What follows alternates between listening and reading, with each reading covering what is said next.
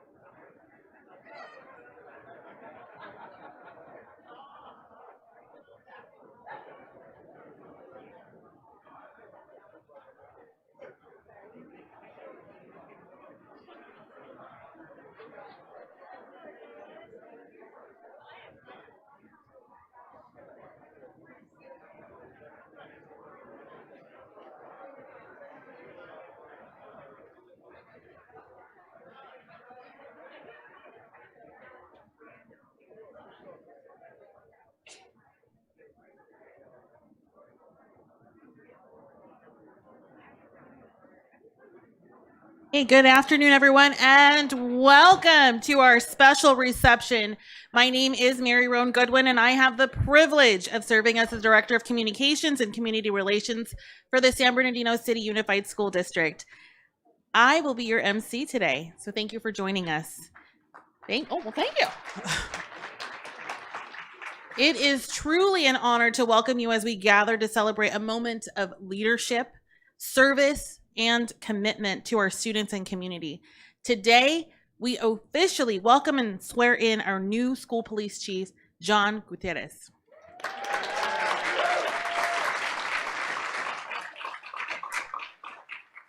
Your presence speaks volumes.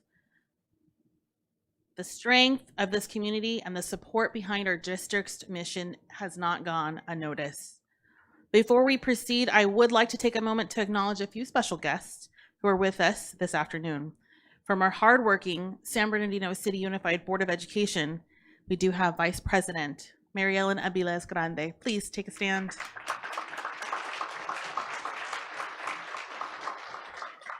We have Mr. Michael Santos as well, and he will be speaking a little later. We also have student board members as well. So as I call your names, you may stand and remain standing. We have Perfect Akanyemi. We have Ivory and Jones. And Aremi Martinez Sosa. Representing our executive cabinet is our leader, Superintendent Mauricio Arellano. We have Associate Superintendent of Business Services, Terry Komnick. Anna Applegate as our Assistant Superintendent of Educational Services. Assistant Superintendent of Human Resources, Dr. Tasha Doizan. And we also have our Assistant Superintendent of Student Services, Dr. Sandra Rodriguez. And of course, yours truly, myself. Our partners in elected office, some of them have brought resolutions or proclamations, and they'll also be presented a little later in our program. Representing the office of U.S. Congressman Pete Aguilar is District Director Bertie Aguilar. Representing the office of Senator Eloise Gomez Reyes is Maha Rizvi. And did I see this correct? Prince Ogedekpe? Oh, he's here. Thank you, Prince. Do we have any other? And then also representing our county superintendent, Ted Alejandre, is Norm Nunez. All right. Do we have any other distinguished guests that are elected? Okay, and we have our sheriff coroner, Shannon Dykes, in the audience as well. We have District Attorney Jason Anderson. I think we can safely say we are in the safest building in San Bernardino right now. Yes? All right. I'd like to invite all our members of law enforcement who are with us today, who came, some of them traveled far, Palm Desert, I heard as well. If you could stand so that we could recognize you as well. Thank you so much. Thank you for your service. I'd be remiss if I didn't also welcome Fontana Unified School District. We have board member Mars Cerna. Thank you so much.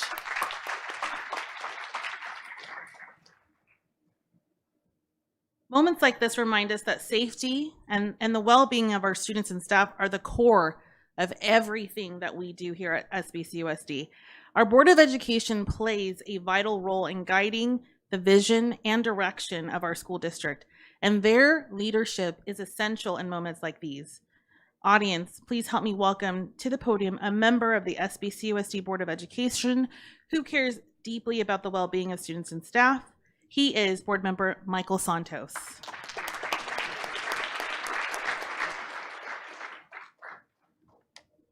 There we go. Good afternoon, everyone. It is an honor to be here as we mark this important moment in our district, the appointment and swearing in of our new police chief. On behalf, sorry, this speech is a little different. John Gutierrez. On behalf of our Board of Education, I want to welcome our new chief and thank you for stepping into this important role. Keeping our students safe is one of the most important responsibilities, and it takes a strong, steady leader to do that well. We are confident that you will lead with integrity, care, and a commitment to building positive relationships across our schools and community. Our school police play a vital role, not only in safety, but in creating an environment when students feel supported, cared for, seen, and respected. To our community, please know that we remain dedicated to ensuring that every school is a safe place to learn and grow. Chief, we look forward to working alongside you, your service, in service to our students and our families. Congratulations and welcome. Thank you, Mr. Santos. Now it is our pleasure to help the person who also helps this district shine, our superintendent, Mauricio Arellano.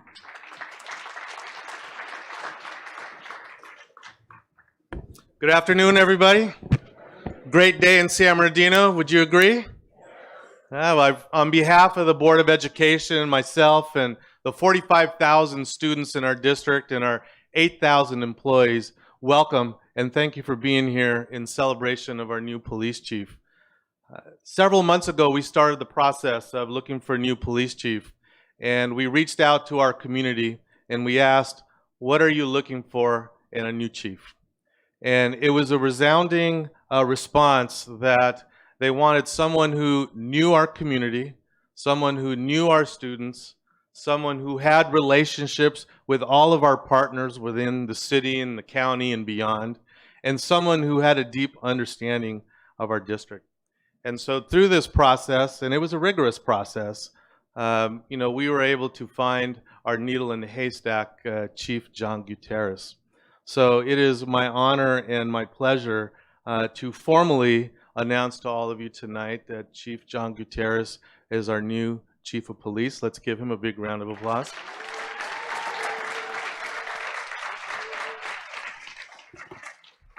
And I'm going to put him on pause for a second and make a few comments and then come back to our superstar today. I would be remiss if I didn't thank Chief Joe Paulino. for all the great work that he did during his time here in the district. A gentleman who really transformed school policing, really followed the philosophy and objectives of the Board of Education of we want to catch kids being good. And when we catch kids making bad decisions, we want to teach them what that bad decision was. And of course, there's consequences. We learn from consequences, but we're not going to ruin kids' lives. And so we appreciate the work that Joe Paulino did to set that foundation, and we're asking now Chief Gutierrez to follow that up. So if we could please give Chief Paulino a big round of applause, I'd appreciate that. And to all of our sworn officers here in the room, and the folks in our district attorney's office, and everyone who works to keep our community safe, I want to say thank you. I know these are tough times right now, and I know sometimes opinions go one way or the other, but I want you to know that everyone in the San Bernardino City Unified School District is grateful and thankful for what you do every day to not only keep our schools safe, but our community safe. So big round of applause to all of you. And back to Chief John Gutierrez. So personally, sir, I just want to say thank you for your humility. Thank you for your sense of humor. Thank you for your professionalism. And thank you for selecting us. Thank you for wanting to come back. It means a lot to a kid like me who grew up here and knows the obstacles that our 45,000 students are having to face every day. And I know you know them. So I'm eternally grateful that you made the choice to compete and stand out, and you're selected. And so I want to welcome you, your beautiful family. Thank you for sharing him with us. We're very grateful to the two of you. And Chief Gutierrez, looking forward to working with you. And we have big goals to make sure that our kids know how to read, write, and like I say all the time, our kids can compete with anybody. Anybody in this county, anybody in this state, anybody in the United States, anybody in the world. San Bernardino's coming, guys. San Bernardino coming. And John Gutierrez is a part of that. So welcome, sir. Very proud of you. Looking forward to all that we achieve together. Thank you. All right. Thank you, Superintendent Arellano. Our next speaker is someone who has dedicated his career to public service and justice. We are so grateful for his leadership and partnership in keeping our communities safe. Please help me welcome San Bernardino County District Attorney Jason Anderson.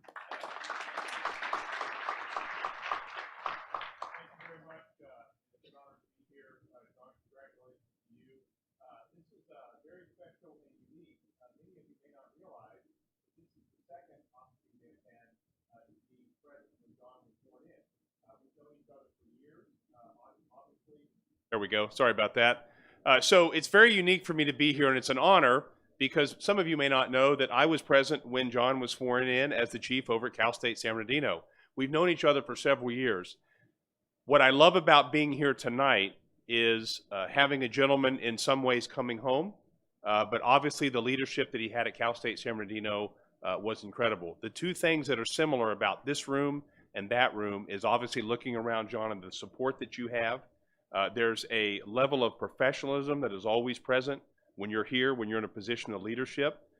There's obviously an idea and a solemnness to you understanding what your role is. But what I've been impressed about by the chief, whether it was at San Bernardino or whether it's here, is I'm always struck by the chief's servant heart leadership. And that rings through in everything that he does. And knowing that, we know that the city, the school, and his colleagues are going to be in great hands. So, John, it's an honor to be here. As you know, you'll have a partner in the DA's office. We speak often.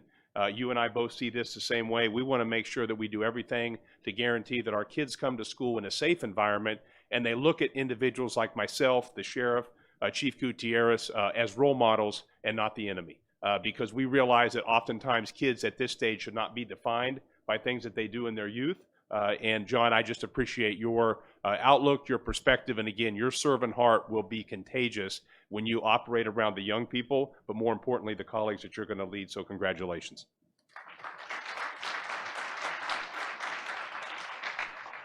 Thank you so much, DA Anderson. Before we continue with our program, we would like to formally welcome 5th District Supervisor Joe Baca, Jr. Thank you so much for joining us. We also have San Bernardino Mayor Helen Tran. We also have Council Member Mario Flores. And we also have our former chief, Gary Underwood. Thank you so much. And also joining us is former Chief Joseph Paulino.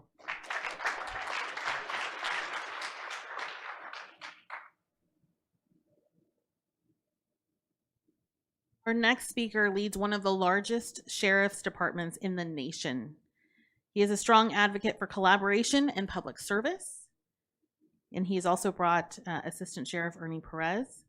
Please help me in welcoming Sheriff Shannon Dykes.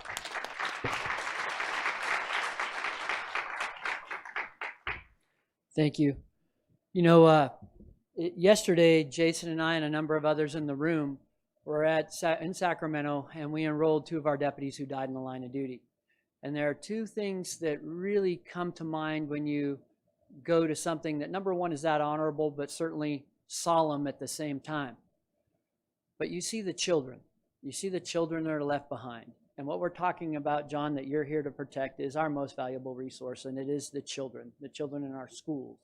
We also know that here in the United States, many of our schools have been under attack. Even here in San Bernardino, we had the North Park shooting not too long ago. So we certainly know we've been confronted with challenges. And at the same time, when you're in an event like that, you also see all of the law enforcement officers that turn out to honor those that have passed away in the line of duty. And it reminds you as a law enforcement leader about what really matters. Folks, I think we'll all be able to say that right now in this time in our lives, it's a little bit chaotic and you're looking for some level of stability. And I truly believe that the law enforcement officers in San Bernardino County, it doesn't matter what badge you wear or what uniform you wear, are the stability of this community. And I always say in my own department, if you want to look to stability, look to a deputy sheriff. They're doing amazing things out there and they are protecting us. As much as I try to keep all of this out of politics, I believe 100% that what they do is coming from a pure heart. And when we recognize and see that, even when mistakes are made, they are there to protect their community. And when you see something like the enrollment ceremony in Sacramento, just remind you what's important. And what's important are those kids, our families, and those officers that work for us. That leads up to John. Folks, right now in this environment, you need leaders that are experienced, leaders that can make good decisions. John, you've done nothing but emulate that. There are many times people ask me, oh, hey, what about leadership and all these other things? And I just find 3 very basic things that John possesses. And I think they're the foundation for everything that comes out of that. And of course, we hear adjectives, you hear courage and loyalty and all these things that are 100% very important. But there's some basics, and they're things that, John, you've always exhibited. John listens. And it's funny, when you're a cop, you listen so much, you've heard the same problems over and over again. But if you aren't a good listener, you'll try to solve a problem, but you didn't hear the end of the problem, it just happened to be different. John's always a thorough listener, always. Another thing he's excellent at, and I think everybody in this room, no matter what your walk of life is, we've made mistakes in communicating. John, you've been an excellent communicator, and not only that, you support all of us when we're trying to communicate messages, particularly in this community and particularly about law enforcement. I've always been so appreciative of you for that. But there's one that's the most important in this profession. And in my world, I call it a give a shizzle meter. I don't normally say shizzle. But folks, the reality is when you look that up in the dictionary, it's empathy. You really have to care about what you're doing. And I think any one of us, and that's the reason, John, that this room is full, you always care. And I've never seen a moment, every time I've been around you, that you don't obviously genuinely care for the time and the moment, the situation, the person you're talking to. And I think that's admirable. And thank you for being part of what we've got going here. And as Jason said, you can count on the DA's office, you can count on San Bernardino County as a whole, and you can count on the sheriff's office anytime you need us, because one thing we promote is the answer is yes before the phone rings. And to you, my friend, the answer is always yes.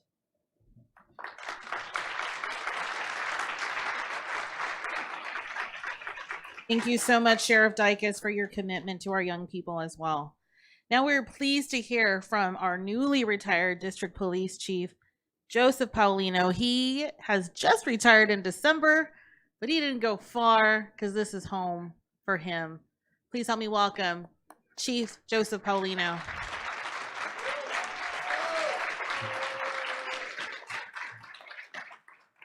It's good to be with friends and family, and of course, it's good to be home off my couch at the house. You know, I spoke at an event yesterday, and of course, John, I'll repeat it. You're family to me. Of course, John and I grew up 10 blocks from each other in the city of LA. 64th Street, 73rd Street. So, of course, then we know each other well. I know his older brother, his entire family. Folks, it's good to be here with you. And they say that everything rises and falls in terms of leadership. Of course, you can't fake leadership. However, we know that leadership is that thing that's earned by those that lead. You learn to lead when it gets tough. So I remember John when we worked the streets of LA, right outside of the Coliseum, and the stuff that we used to do to make sure that the community is safe. So of course I'll talk about 5 things, and it won't take me that long, Mayor Rome. Yeah. You know, say that it's good to be around good people. JG is good people, so he's good for this community. And he say good people don't lie, steal, or cheat. I'll say it again. Good people do not lie, steal, or cheat. Good people follow the rules. We're people, if we're going to enforce the rules, then we have to follow the rules. And of course, they say that one should be disciplined. That dude always looks sexy in his uniform. Yeah, I think he sleeps in that thing.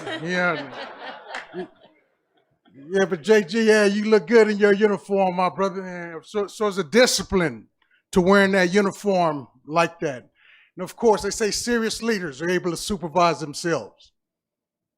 Superintendent, you don't have to supervise this man. He can supervise himself. He's that discipline. He comes from a family that has given him the discipline to be able to lead, be a good example for our community. And of course, the last thing is, uninformed people make uninformed decisions. You're looking at an informed chief, brother that's highly educated, gone through the gamut in terms of making sure that he's well informed when it comes to leading the police force. So JG, congratulations on being the new chief, San Bernardino City Unified School District. I'm proud of you, my brother. Our ancestors are proud of you. God bless you.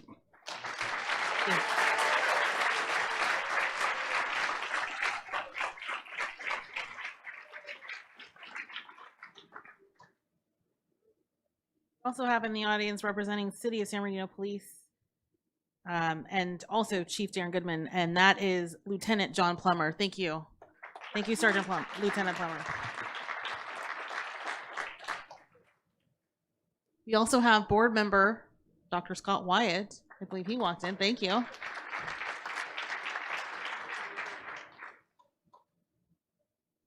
right. Now it is time to present our chief proclamations and resolutions so that we can really recognize the significance of this moment. These honors reflect the trust, respect, and confidence placed in his leadership. In the interest of time, we kindly ask that proclamations be presented without being read aloud. So when I call your name, please come forward to present your resolution and to pose for a photo with Chief Gutierrez. So Chief, if you'll take center stage here.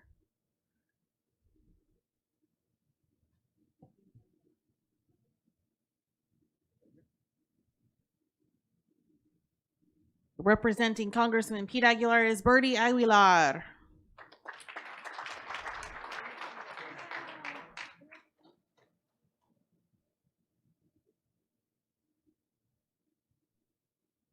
Representing the office of Senator Eloise Gomez Reyes is Maha Rizvi.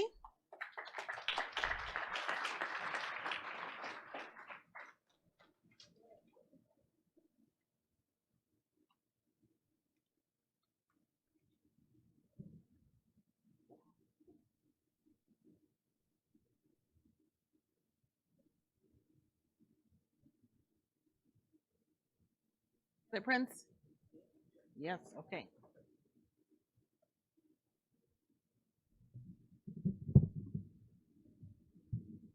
If we could take the photo up with City of San Bernardino reps, we have Mayor Helen Tran and Mario Flores.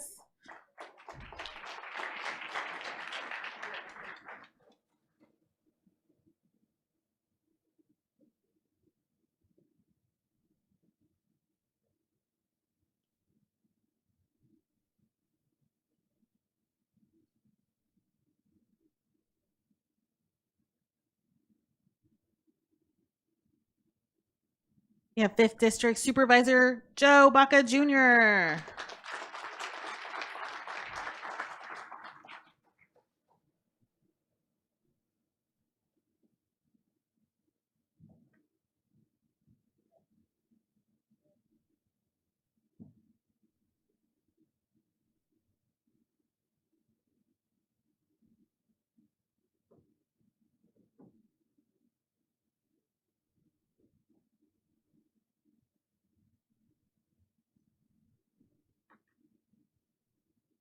We have any other representatives with proclamations, resolutions before we move on? Oh, come forward, please. I believe we have Nadia Behana representing Assemblymember Robert Garcia. Yes? Yeah?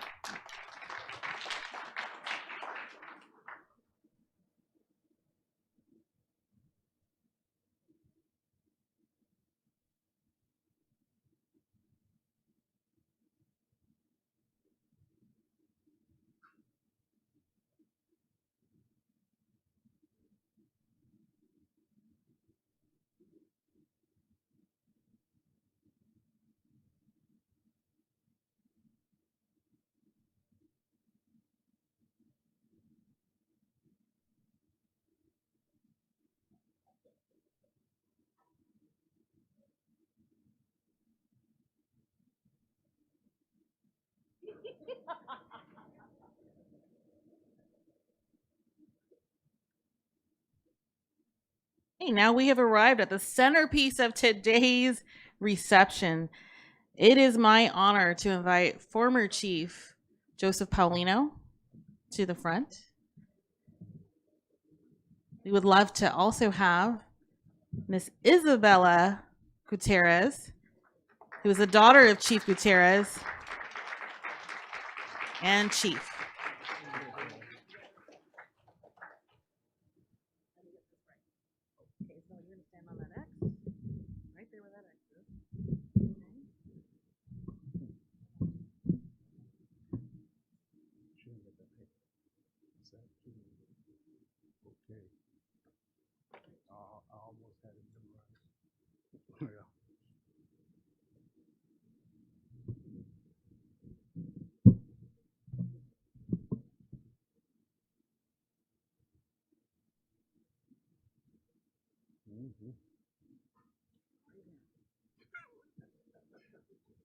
Ready? Yep. All right. I state your name.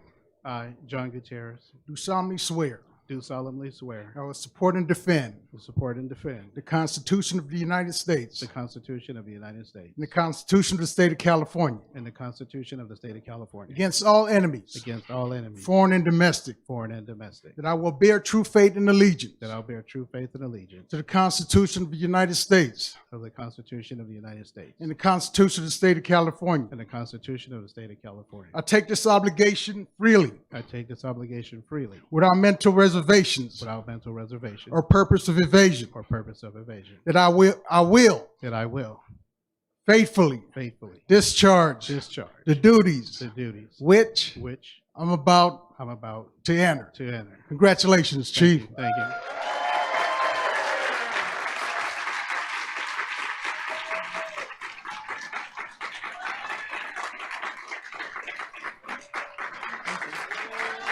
We'll sign it. That's right.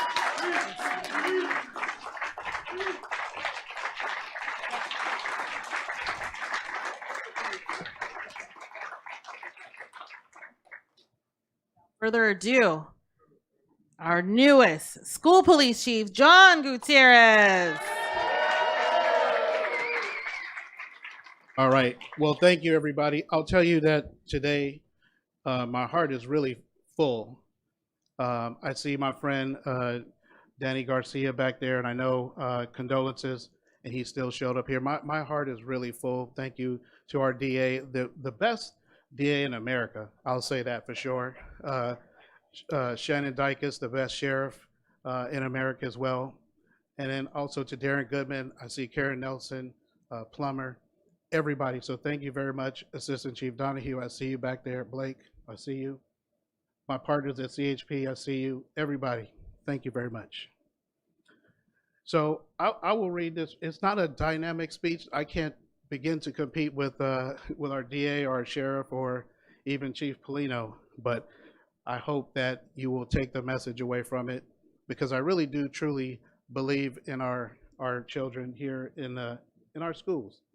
And we have the best schools in America. I mean, SBCUSD truly shines. We are that shining light. If you look at our university or our schools, they look like universities. And I sat through the presentation that our superintendent did and just was amazed. We are doing some really, truly great things here in San Bernardino City Unified School District. We're doing some great things in partnership with the city and the county. And so I'm so grateful to be here. Grateful for Ed. I see Ed back there, so thank you very much. So let me go ahead and get started so that we can get going with the meeting, because I can feel the pressure. Go, go, go.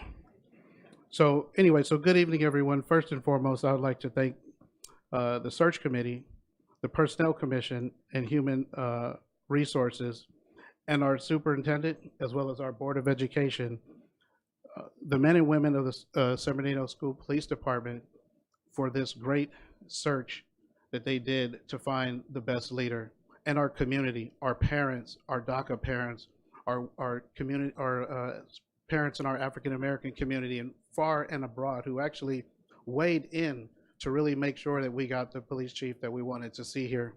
So thank you very much for that. And the parents in our community for your trust, for selecting me to lead this department, for placing your trust in me. That's an incredible honor, and I will not fracture that honor, because I really truly love our students. When I take a look at my own daughter right here, it makes me wonder why this job is so important. It's because I have someone right here sitting next to me that remind me of stuff like cook and what are those words you say, like cook and all that other crazy stuff. Dad is cooked. I have no idea what she's talking about, but I'm learning. She's like, that's bussin', Dad. So I don't know. I'm still trying. I'm gonna have to hire somebody to teach me that language besides her, because I have no idea. Low key, yeah, low key. So thank you very much for that. Your confidence in me is very humbling and deeply meaningful. I accept this responsibility with gratitude, resolve, and unwavering commitment to serve. It is truly an honor and a privilege to come back home to San Bernardino City Unified School District. This district was instrumental in my growth and development. To return to this capacity to serve the students, the families, and the staff of this very community that has poured so much into me is truly humbling, personal, and profound. I want to extend special thanks to Chief Joe Polino for pouring into all of us. He is someone who really truly believes in our kids and making sure they have a second chance opportunity. And if you're harmful, you can't work for him. If you're harmful to kids, you cannot work for him. So thank you very much for making sure I understood that, which I understood it well. So thank you very much. For his infallible service to the district, the guidance and the mentorship that Chief Polino has always provided us. His leadership and his legacy, his leadership, legacy, and dedication has left a lasting foundation upon which we will continue to build. I am deeply grateful to the leaders in my life who've allowed me to stand on their shoulders so that I might see over the fence when others would just simply walk by and didn't care if I saw over the fence. There are so many leaders in this room that have allowed me to stand on their shoulders so I could just do that, look over the fence and see what's over there. So thank you very much to you leaders for allowing me to do that. I want to say thank you to our friends in the community for their investment in me, for allowing me to make the challenge and the sacrifice to be able to lead. I'm sorry, I'm not wearing my glasses. That's a big no-no. As Chief of Police, I believe our calling is greater than enforcement, it is leadership. We will serve not only as protectors of our campuses, but leaders within the region. We'll be a department that lifts up every student, supports every staff member, and creates an environment where safety is not just a priority, it's a promise. A safe campus community is a foundation upon which academic excellence is built. When students feel safe, they can focus. When staff feel supported, they can inspire. When the families trust us, partnerships thrive. Through our commitment to safety, our students will be empowered to achieve academic excellence, and our efforts will directly complement SBCUSD Shine's 2030 vision. Together, we'll contribute to the vitality of San Bernardino and continue to build a world-class standard of excellence in law enforcement and school safety within SBCUSD.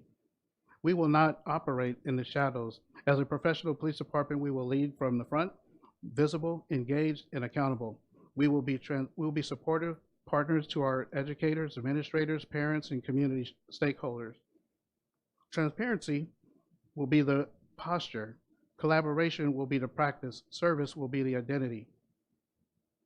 Former SBCUSD board member Dr. Margaret Hill once reminded us, our children are the promise of tomorrow, and it is our responsibility to protect that promise. Those words will guide us as we continue to move forward. Every decision we make, every policy we implement, and every interaction we have must reflect those sacred responsibilities. We will inspire through the badge. The badge is not merely a symbol of authority. It is a symbol of trust, integrity, compassion, and service. Our officers will be mentors, role models, guardians, and leaders. We will demonstrate to our students that strength and kindness can coexist, that accountability and empathy can go hand in hand, and that law enforcement at its best is rooted in community. Jim Collins wrote, good is the enemy of great. As we move forward, we will not settle for being good. We will commit ourselves to disciplined excellence, continuous improvement, and courageous leadership taking this department from good to great. Great in professionalism, great in partnership, great in positive impact. I stand before you tonight, humbled by your opportunity, strengthened by your trust, and inspired by the mission ahead. Together, we will protect with purpose, lead with integrity, and serve with heart. Thank you for believing in me, and now let us move forward, united, committed, and ready to shine.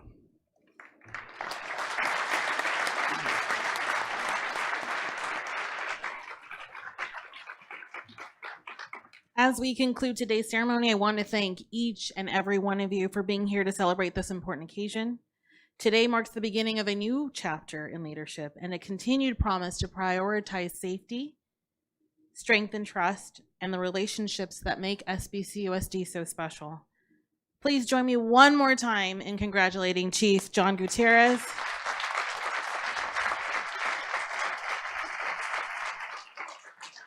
Before we adjourn, I hope to see many of you again when SBCUSD officially cuts the ribbon on our new James C. Ramos Public Safety Building just across the way. We will now begin transitioning into our Board of Education meeting. Yes, we do have one right at 5:30. So we want to thank you, and please enjoy. For those of you who forgot, today is Cinco de Mayo. We have tapas outside, taquitos, little tacos, and nice refreshments. Thank you.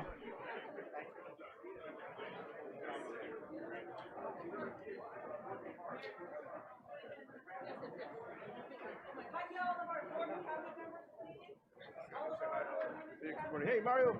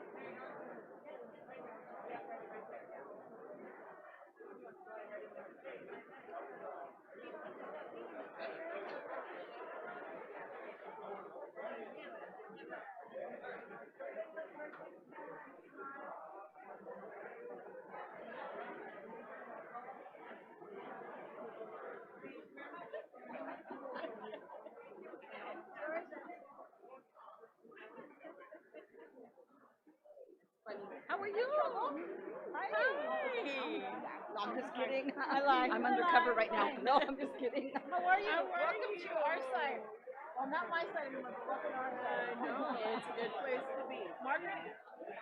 If we have Chiefs in the building, don't go too far. Come join us for our Chiefs photo. If we have Chiefs in the building, please come forward to the front of the dais. We are going to have a Chiefs photo. We have Sheriff Dykes. We have a Chiefs photo coming right up. Good to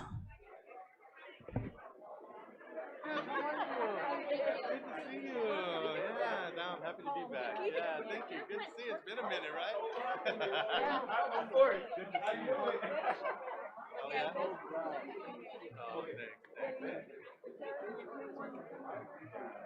Yeah, I'm pretty excited. Yeah, well, good, man. I love being back. Great place to be. Yeah, that's right.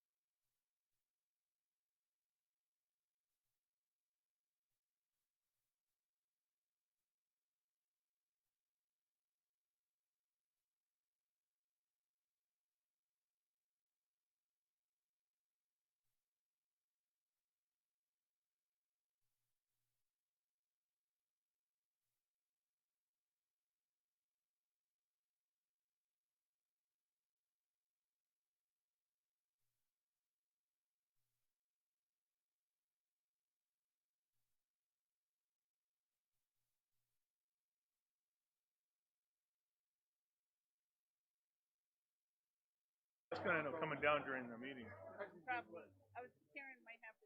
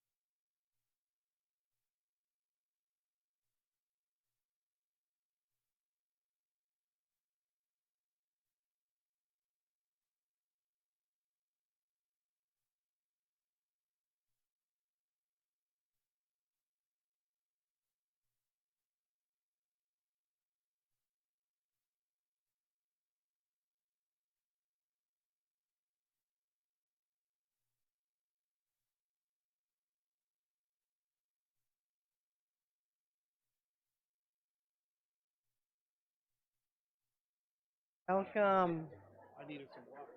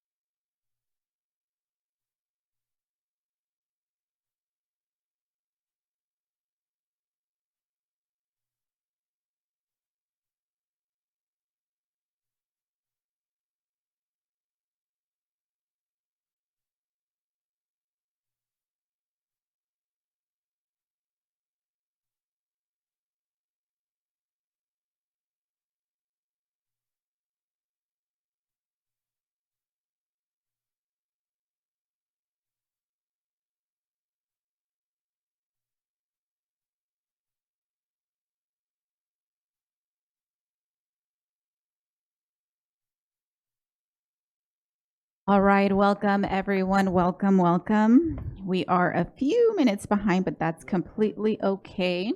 But we're going to go ahead and get started. It is currently 5:42, and we are calling this meeting to order.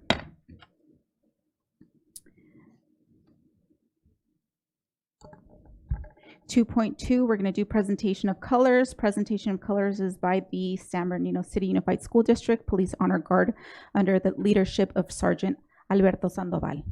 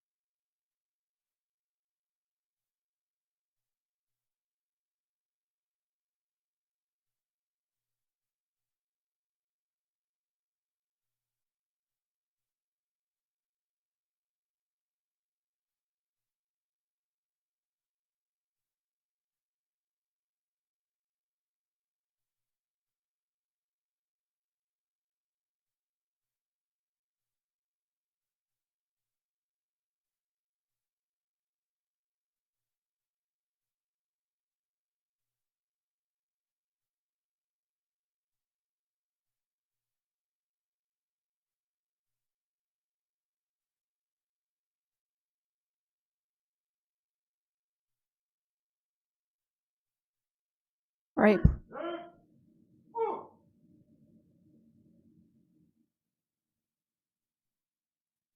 All right, go ahead and put your right hand over your heart and ready, begin. I pledge allegiance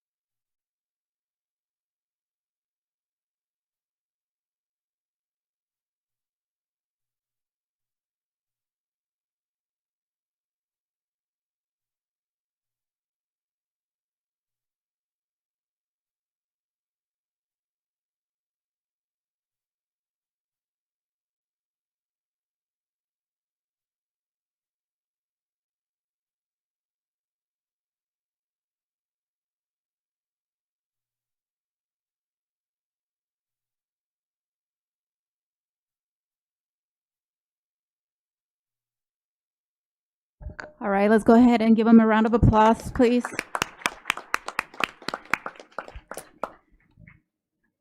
Awesome job. 2.4, approval of the agenda. So moved.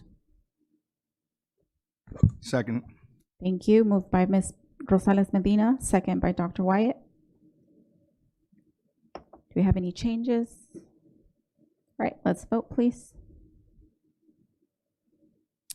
Mr. Barrios? Aye.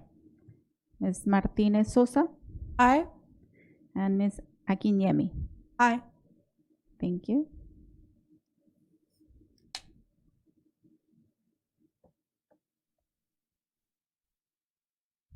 Mrs. Alexander?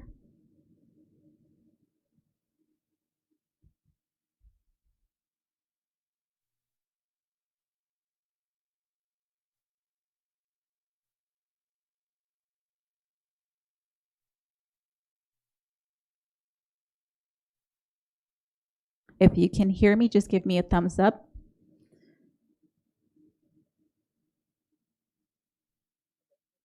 Thank you.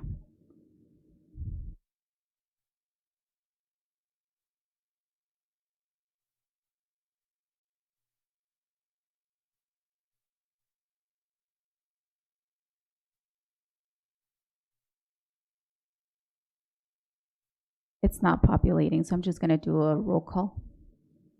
That's okay. Okay, we'll start with Mr. Santos. Aye. Dr. Wyatt. Aye. Ms. Aviles Grande. Aye. Myself, aye. Ms. Medina. Aye. And Ms. Alexander was aye. Motion carries. 3.0, special presentations and recognitions. I'm going to go ahead and turn it over at this time to Ms. Mary Roan Goodwin for 3.1 and 3.2.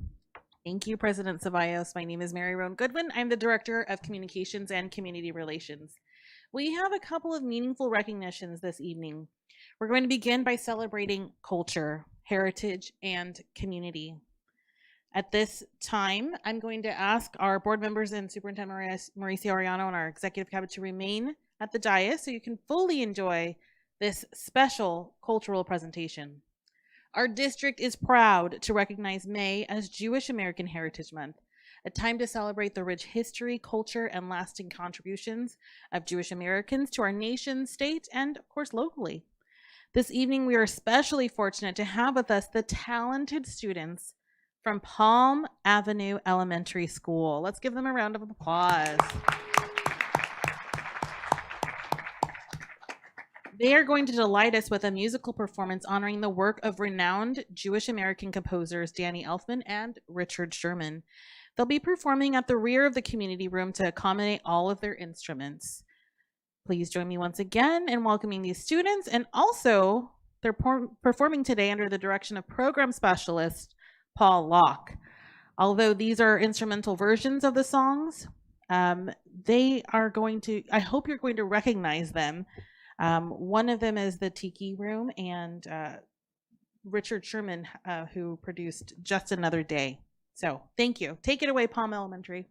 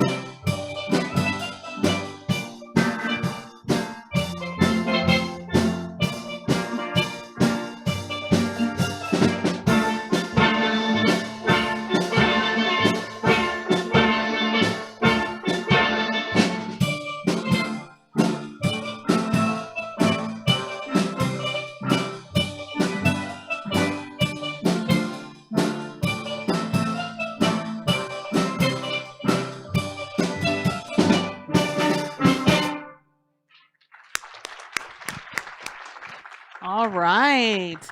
Palm Avenue. If I can have all the musicians, and of course, Mr. Locke, if you'll join us right here in the front of the dais, make your way towards the front. And if we can have our board, we'd love to take a photo op with you all. Executive cabinet members, if you don't mind beginning to line up over here as well for our next presentation.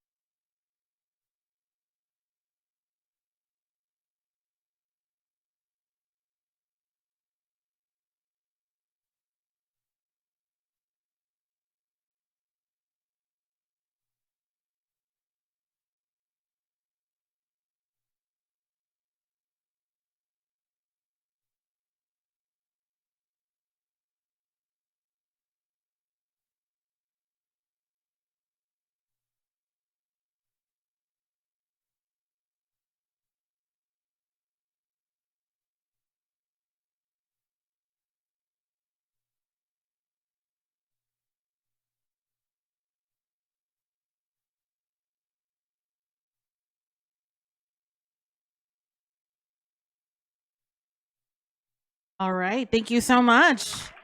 Thank you for helping us honor Jewish American Heritage Month.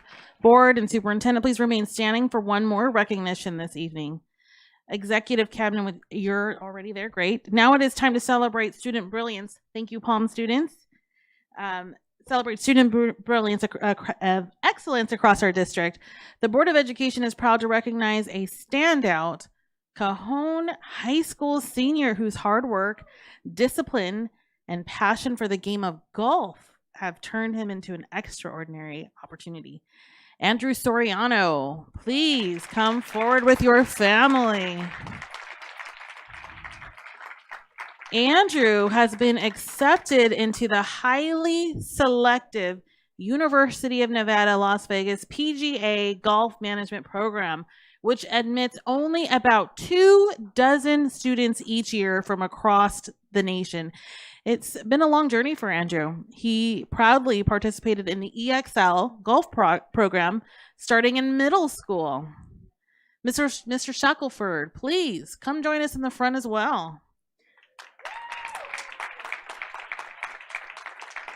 This fall, he'll embark on the prestigious UNLV program, which is designed to prepare the next generation of leaders in the golf industry. Students receive a comprehensive education that blends business, hospitality, and hands-on golf operations. Andrew's acceptance into this elite program is a testament to his dedication both in the classroom and on the course.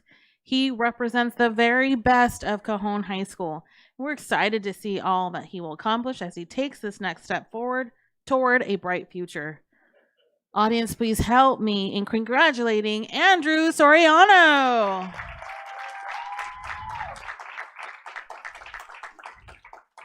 Also joining him is Larry Shackelford of Golf 61. They're in the house tonight.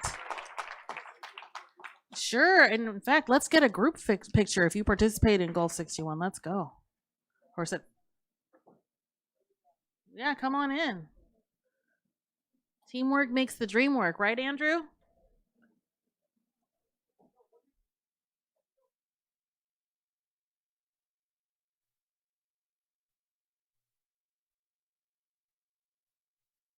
Gotta be on the other sides of this X here, okay? Otherwise, we can't see you.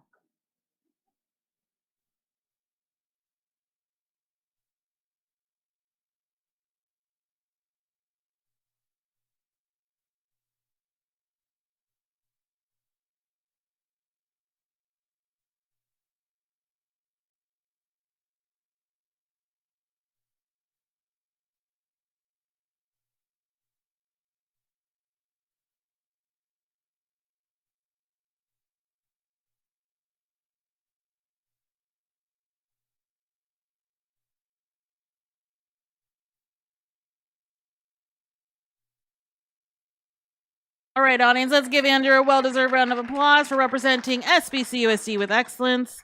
This concludes this evening's special presentations. At this time, I'll turn the floor over to Board President Myra Ceballos.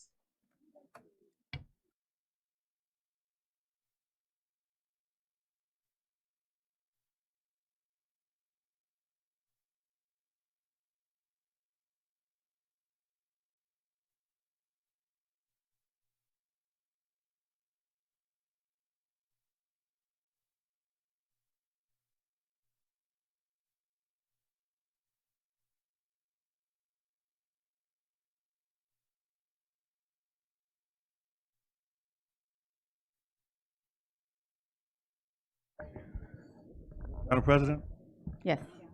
I'd like to just say thank you to Golf 61. They've been with the district for about 8 years. It's an after-school program, and for parents who are interested in their students learning to golf, it's a great way to do it. It doesn't cost you anything. Mr. Shackelford takes you to the golf course at some point, but he teaches you the basics at your school site. So I just want to commend the program. The district has been funding it as an after-school program for many, many years now. And I just want to say congratulations to the student and to Golf 61 and all its volunteers. They have tons of people that go out and volunteer to help the students. Thank you. Absolutely. Thank you for that. All right. Thank you, Mrs. Goodwin. We will move on to 3.3. 3.3 is resolution recognition of Asian American, Native Hawaiian, and Pacific Islander Heritage Month. And if I can have Mr. Barrios, if he can go ahead and read that for us.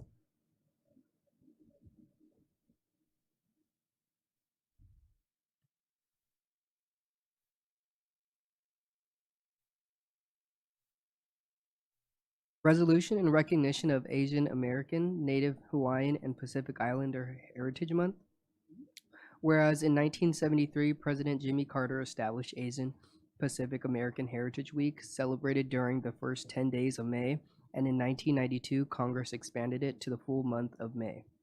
And whereas this month was chosen to honor the first Japanese immigrants' arrival on May 7th, 1843, and to mark the hard work and sacrifices made by the Chinese immigrants to the completion of the Transactional Railroad on May 10th, 1869.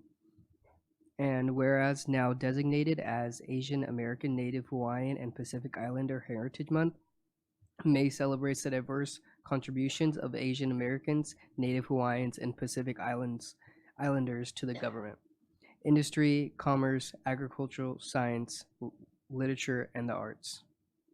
Therefore, be it resolved, the Board of Education of the San Bernardino City Unified School District designates May 2026 as Asian American, Native Hawaiian, and Pacific Islander Heritage Month, joining with all Americans in celebrating the rich and diverse cultures of these varied groups. So moved. Second.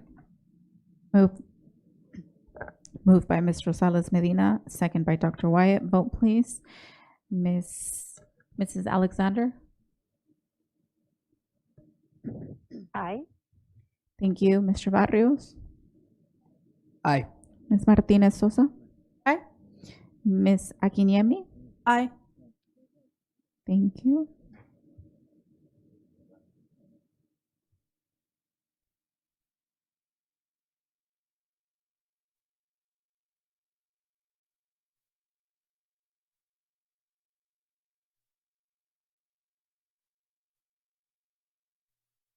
Let's just do a verbal call.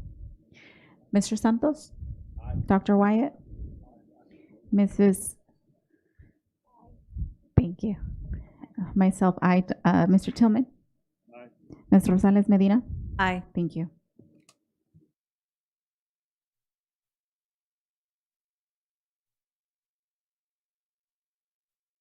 Motion carries.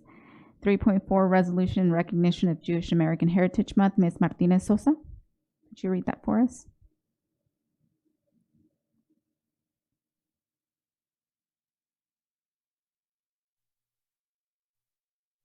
Resolution in recognition of Jewish American Heritage Month. Whereas the San Bernardino City Unified School District is home to Jewish American students, families, and staff who contribute to the district's mission of fostering a learning environment that values diversity, equity, and inclusion. And whereas in 2006, Jewish American Heritage Month was established by President George W. Bush. And whereas Jewish Americans encompass a rich diversity of religion, culture, and ancestry. And whereas Jewish Americans have contributed to all aspects of American history and culture, including the contributions of physicist Albert Einstein, Supreme Court Justice Ruth Bader Ginsburg, and comic book legend Stan Lee, and many more. Therefore, it be resolved, the Board of Education of San Bernardino City Unified School District designates May 2026 as Jewish American Heritage Month and joins with all Americans in celebrating their rich culture and ancestry. Moved. Second. Moved by Mr. Tillman, second by Mrs. Rosales Medina. Vote, please. Ms. Alexander, Mrs. Alexander? Aye. Mr. Barrios? Aye. Ms. Martinez Sosa? Aye. Ms. Akinyemi? Aye. Thank you. Okay, Mr. Santos? Aye. Dr. Wyatt? Ms. Aviles Grande? I myself, aye. Mr. Tillman? Ms. Rosales Medina? Thank you. Motion carries. 3.5, resolution in recognition of Labor History Month. And can I have Ms. Akinyemi read that for us? Resolution in recognition of the Labor History Month. Whereas May is Labor History Month, as first proclaimed by President Bill Clinton in 1995 and signed into the law by California Governor Jerry Brown in 2012. And whereas labor history reveals the vital role of labor unions in the establishment of 8-hour workday and the 40-hour workweek, unemployment insurance, worker compensation, old age pension, protection for the sick, equal employment opportunities, and prohibition of child labor, as well as legislation banning discrimination in employment. And whereas labor history shows that American workers were in the forefront of the effort to make free education available to all children regardless of geographical or social and economic status. And whereas the San Bernardino City Unified School District, through its career pathways and other effort, is strengthening the labor force and economic vitality of the cities of San Bernardino Heights, San Bernardino, and Island by ensuring that students graduate prepared to succeed in colleges and careers. Therefore, be it resolved, the Board of Education of the San Bernardino City Unified School District hereby declares May 2026 to be Labor History Month, and schools are encouraged to commemorate this month with appropriate educational exercises that make students aware of the roles the labor movement has played in shaping California and the United States. Moved. Second. Moved by Mr. Tillman, second by Mrs. Rosales Medina. Vote, please. Mrs. Alexander? Aye. Mr. Barrios? Aye. Ms. Martinez Sosa? Aye. Ms. Akinyemi? Aye. Mr. Santos? Aye. Dr. Wyatt? Aye. Ms. Aviles Grande? Aye. Myself, aye. Mr. Tillman? Aye. Ms. Rosales Medina? Aye. Motion carries. Thank you. 3.6, resolution recognition of Williams Syndrome Awareness Month. Can I have Mr. Santos read that for us, please?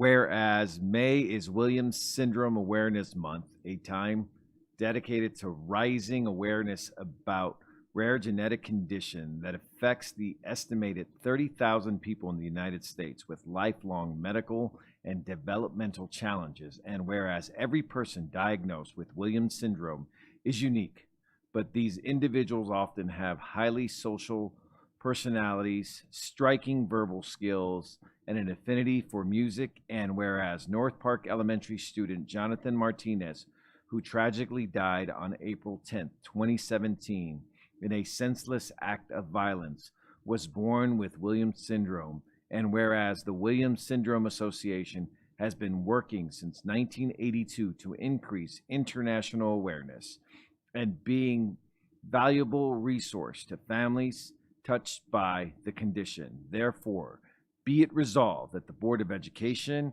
of San Bernardino City Unified School District hereby proclaims May 2026 as Williams Syndrome Awareness Month and takes this opportunity to honor the memory of Jonathan Martinez and remember him as a happy child who was social, friendly, and endearing. So moved. Second. Thank you. Moved by Mr. Tillman, second by Dr. Wyatt. Did you second that? Thank you. Mrs. Alexander? Aye. Mr. Barrios? Ms. Martinez Sosa? Aye. Ms. Akinyemi? Aye. Mr. Santos? Dr. Wyatt? Mrs. Aviles Grande? Yes. Myself, aye. Mr. Tillman? Ms. Rosales Medina? Aye. Thank you. Motion carries. Up next, we have 3.7, and I'm going to go ahead and ask Ms. Rosales Medina if she can read that for us, please. Yes, thank you. Resolution in recognition of California Student Mental Health Week.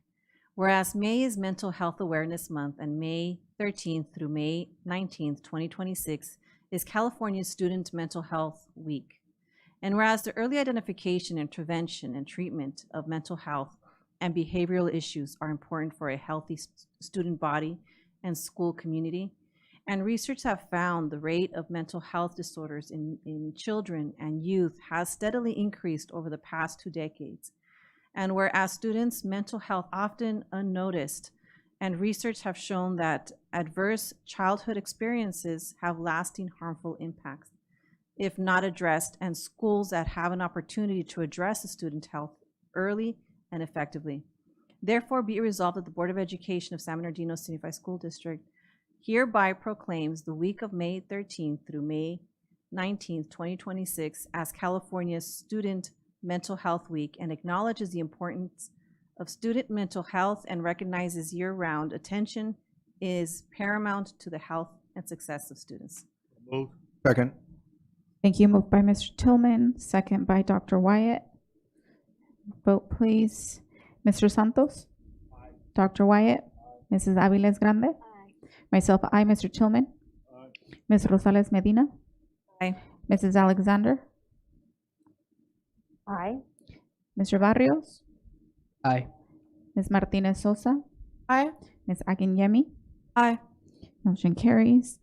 3.8, Resolution of National Teacher Appreciation Week. And can I have Dr. Wyatt read that for us, please? Thank you, Madam President.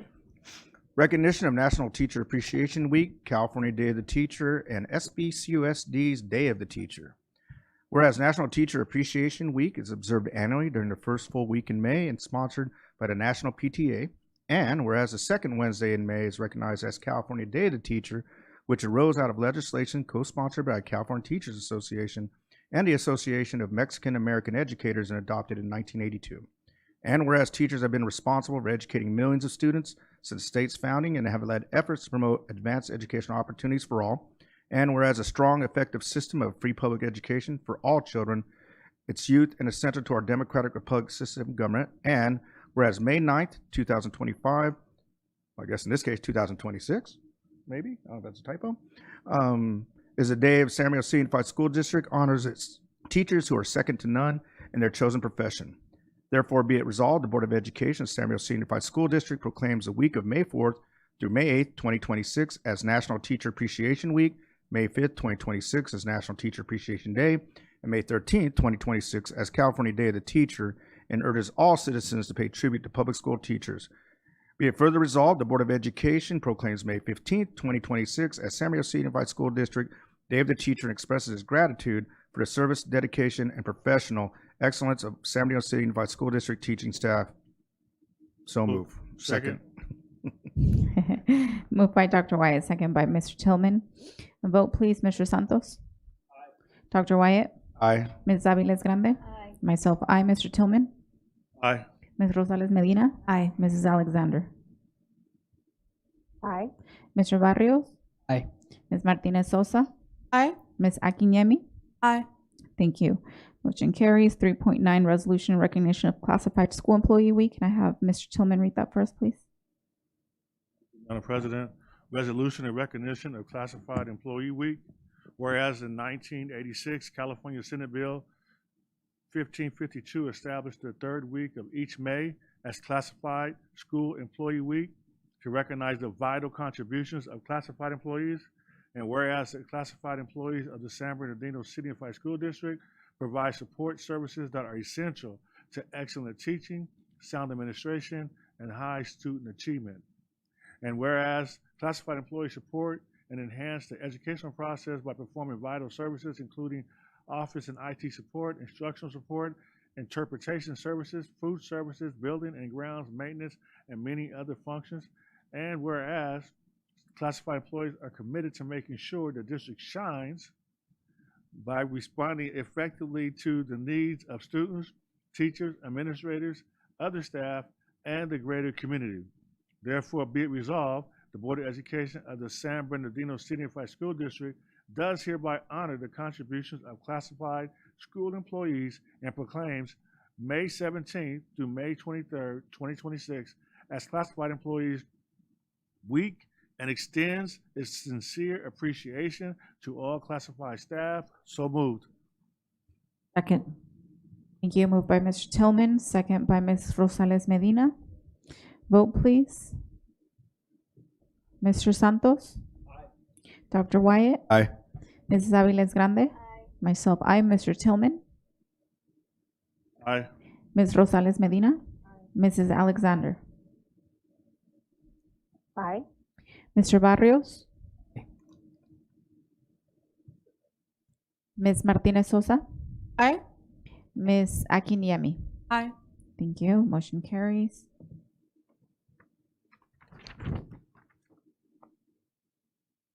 Okay, we're going to go ahead and move on to 4.0 public comments. 4.1 receive public comments. This is the only time the public will have an opportunity to address the board on items not on the agenda and within its subject matter jurisdiction, such as district policies, procedures, programs, services, or fiscal matters. The board must operate under the Brown Act opening meeting regulations, which prevents boards from commenting on items not on the agenda to ensure transparency and public participation in government decision-making. The reason is simple. The board wants to make sure that anyone who has an opinion on an item knows via our posted agenda when we will be discussing it as a board. During public comments, the board can ask clarifying questions, but cannot discuss, answer questions, or ask questions on a topic that is not agendized. We're certainly happy that you're here to let us know your concerns. Please know that we're listening and your input is valued. If a follow-up is required on your comment, a staff member will reach out to you. Please make sure your email or phone number is provided on your comment form so they may contact you. Public comments are limited to 5 minutes per person. 6 or more people who wish to speak on one topic will be provided no more than 30 minutes total. Speakers are cautioned that under California law, no person is immune from liability for making intentionally false or defamatory comments regarding any person simply because these comments are made at a public meeting. And first up, we have SBTA President Barbara Paschek-Cox. Welcome.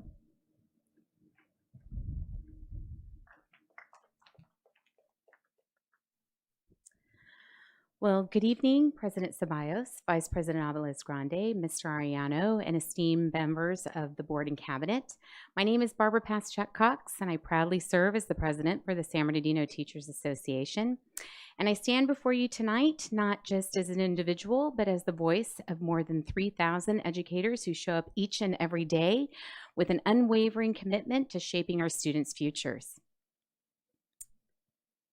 This month, we have the opportunity to pause and recognize 2 groups whose impact on our school communities cannot be overstated: our teachers and our school nurses. Teacher Appreciation Week is a time to honor the individuals who do far more than deliver content. They build relationships, create safe spaces, and meet students where they are academically, emotionally, and socially. They stay late, they arrive early, and they carry the responsibility of ensuring that every child feels seen, valued, and capable. Their work is not measured in minutes, but in moments that shape lives and open doors for our students' futures.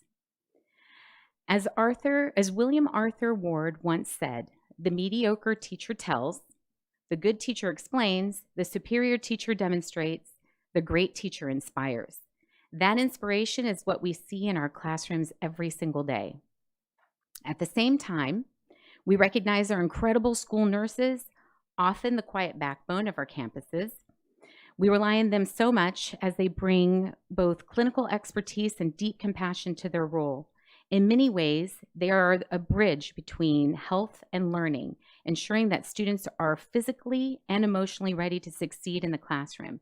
And as Maya Angelou so powerfully reminded us, people will forget what you said, people will forget what you did, but they will never forget how you made them feel.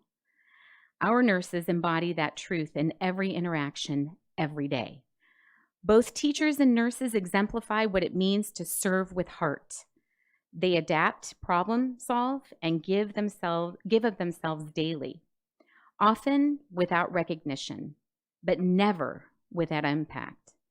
As we celebrate them, I encourage us not only to offer appreciation in words, but to continue to show support to them in action through the decisions we make, the resources we provide, and the respect we show for the vital roles they play in our schools. Thank you so much and have a good evening. Thank you. Up next, we have Pierce Edmond.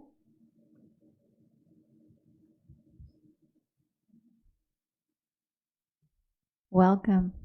You can bring the mic down. Yeah. Mm-hmm. Did I pronounce your last name correctly? No, it's Pierce Eatman. Eatman. I apologize. Welcome. Okay. Thank you. Good evening. My name is Pierce. I am a third grader.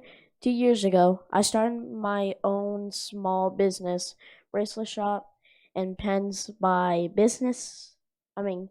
Pierce, and portion of my sales goes to Helping Hounds, my charity that helps homeless people care for their dogs. But today I want to talk about something bigger. We can be the beginning to end of systemic racism. Sometimes people are treated different because how they look or because they have different briefs. This isn't about charging rules, it's about changing hearts. Kids who look like me need to know that when we ask a grown-up for help, like a police officer, teacher, or neighbor, that they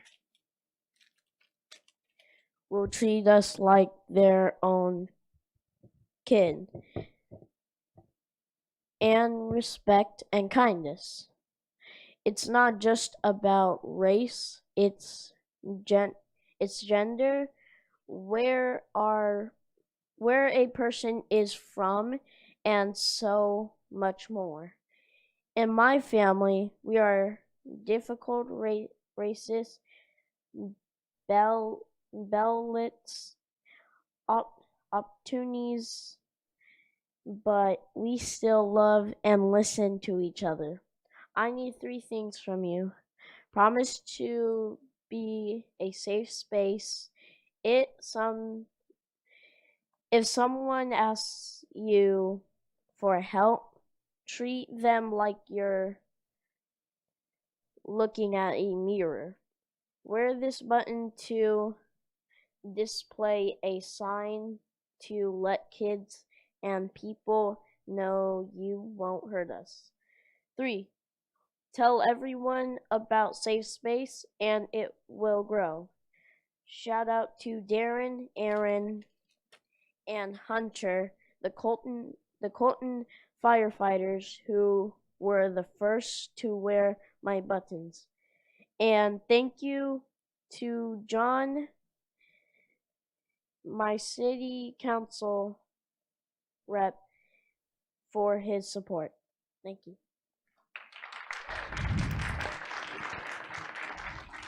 Wow, thank you. Ms. Rosales Medina? Really proud of you coming forward and speaking. And a great note is that back in 2017, we did pass the Safe Zone resolution in many of the ways of what you wrote down. So I want to just also recognize that we believe the same things as well. Thank you. Thank you. And I heard about some buttons, so I don't know if there's somewhere that we can purchase, or, and then also if you can come back up to the mic and let us know what school you're from, that would be great.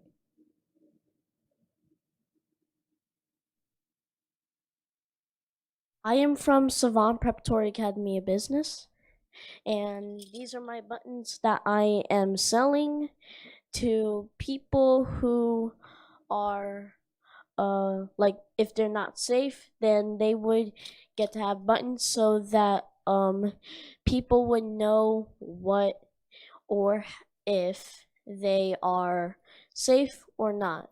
Awesome. And do you have a place that we can go and purchase them? Yes. Is that a website or is that a? I think it's a website. Okay. Okay, we'll have Karen or somebody get that information, and when we get a pause, if you're still around, maybe we'll come by and grab one. All right. Okay, thank you. Mm-hmm. All right. Up next, we have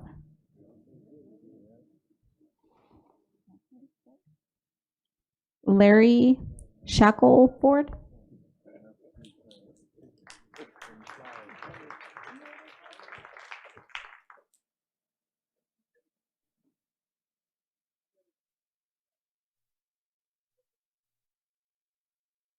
Stand behind me. Hello there again. Board President Ceballos and Board Superintendent Ariano. You guys, come on, let's go. What's happening? Everybody walk up here. OKC style. So really, this is about thank you. That's it. Because Mr. Tillman mentioned when we were doing the Andrew thing, how long we've been doing this. And some of you been here the whole time, right? And Superintendent Ariano, Dr. Rodriguez, and her, the people in EXL, everybody has been very supportive of what we've been trying to do. And Superintendent Ariano said earlier in the swearing in of the new chief, he said San Bernardino students can compete.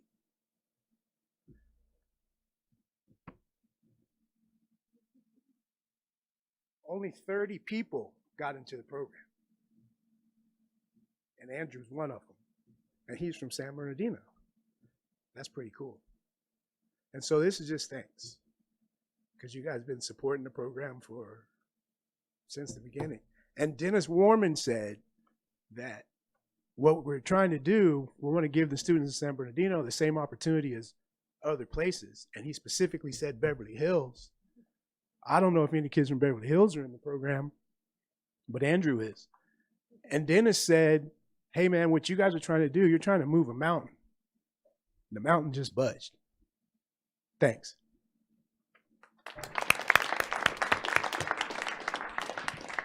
Thank you for coming out, and once again, congratulations. It's a huge accomplishment, and I kind of overheard as you were coming up here that you started golfing when you were in 8th grade, I believe.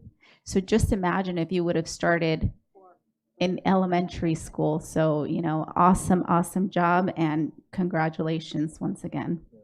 Of course. Congratulations, young man. I need you to promise me something.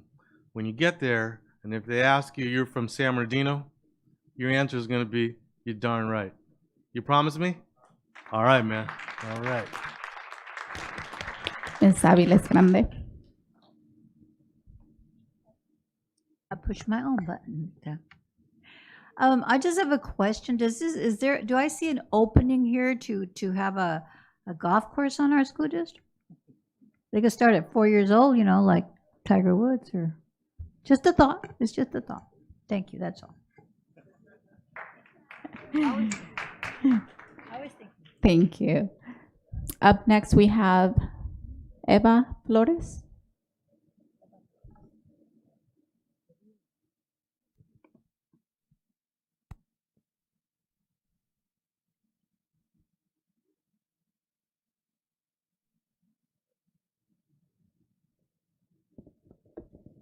Hola, buenas tardes. Hola, mi nombre es Eva Flores, soy mamá de Edgar Trujillo. Él asiste en Marshall School desde el 2021 hasta presente día. Hello, good evening. Hello, my name is Eva Flores. I'm the mother of Edgar Trujillo. He attends Marshall's Elementary School since 2021 until the present day. Vengo aquí por segunda vez a hacer una queja de lo que pasa y sigue pasando en Marshall School. Edgar Trujillo está desde segundo grado. Mi hijo es autista y tiene ADHD.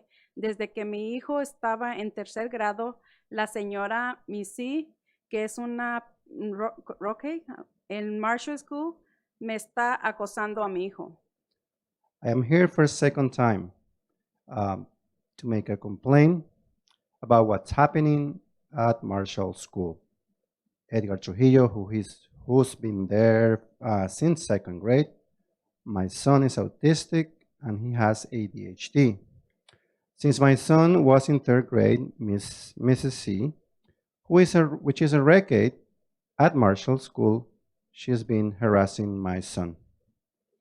La primera cosa que ella le hacía y le sigue haciendo, le gritaba por lo más mínimo que fuera, por cualquier cosa que mi hijo hiciera. Por ejemplo, si se le caía una galleta y por un accidente la pisaba en la forma que se comía su comida, ella no le parecía, le gritaba. Yo vine aquí al distrito, hice la queja pero nunca me escucharon, me ignoraron y me siguen ignorando porque no hacen ni han hecho nada. Ella sigue allí como si nada, haciendo lo que quiere, se burla de mi hijo, diciendo que si yo iba a venir otra vez a quejarme.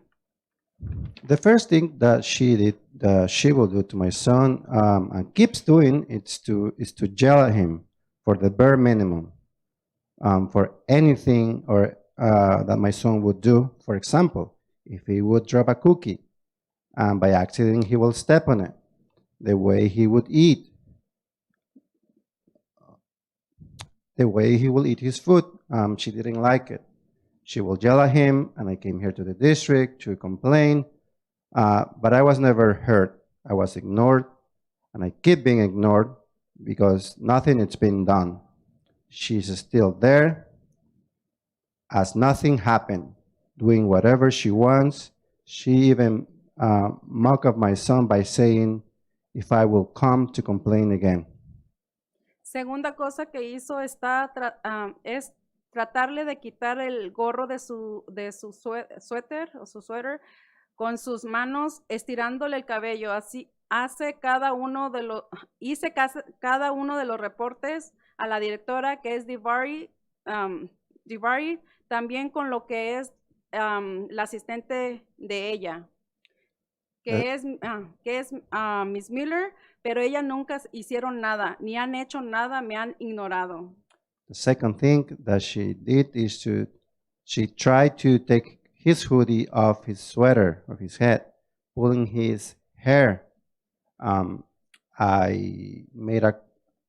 made each one of the reports with the principal, which is Ms. Devari, I'm also with the assistant principal, which her name is Mindy Miller, but they never did anything about it. They have done nothing, and they have ignored me. Tercera cosa que Marcela Curiel, que es la Roque, que es mi sí, quiso bajar a mi hijo de un columpio tratando de detenerlo sin importarle que se pudiera caer. Y como mi hijo le decía que se esperara que se parara el columpio, pero ella con coraje se acercó a su carita y a mi hijo y diciéndole 5 veces la palabra F. Fuck you. Sorry for that word. The third thing, the Recade Marcela Curiel, who is Mrs. C, she wanted to get my son down off the swing, trying to stop him, not considering that he could fall. And as my son will tell her to wait for him to stop, she will be angry and come too close to his face, or to the face of my son, and will say the word F 5 times. Fuck you. I'm sorry for saying that word. Hice reporte a la policía, al distrito, vine aquí a hacer la queja, a pedir ayuda, pero como siempre no han hecho nada, solo pusieron a una persona que es como detective de investigar cosas, como detective de investigar cosas, que es como detectives de investigar cosas como estas, pero resultó que no había suficiente evidencias. Aunque la señora Missy le confesó a Divari, la directora, sí le había dicho esas palabras a mi hijo cuando tuve una junta con ella, pero claro, ellos no van a decir nada, no le dijeron nada a la detective, pues porque son amigas. So I reported it to school police. I even came here to complain, to ask for help. But as always, nothing has been done. They just put a person, like a detective, to investigate the things like this. But it resulted that there were not sufficient evidence. And even though Ms. C confessed to David Avari, the principal, that she had said those words to my son when I had the meeting with her, but sure that they were not going to say that to the detective. Sorry, I'm just about to finish. That Miss C, they were not going to say that to the detective because Miss C and them are friends. Y entre ellas se cubren las espaldas sin importar el sentimiento de mi hijo, y no nomás de mi hijo, porque ha hecho más cosas a otros niños para lástimamente los mamás les da miedo levantar la voz porque esto pasa, nunca nos escuchan, nunca escuchan a los niños, los ignoran. Por eso hay niños que caen en depresión y se llegan a lastimar por cosas así, porque no son escuchados. They cover their own backs without considering the feelings of my son.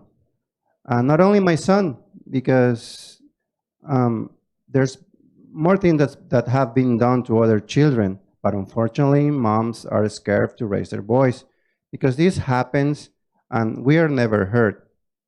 They never listen to the children. They ignore us and they ignore the children. That's why they get depressed, and sometimes they try to hurt themselves for things like this because they are never heard. A consecuencia de todo esto, lo castigaron, lo sacaron de la escuela para cargar sillas de un lado a otro y lo pusieron a lavar los trastes por 3 horas. Mi hijo se quemó sus manos y su carita. Hay pruebas de todo esto y aún así, la señora Gloria Solís, la investigadora del distrito, solo dijo que no había suficientes evidencias. De verdad, pues wow. Y como siguen pasando el día 4, 30, 26, acusaron a mi hijo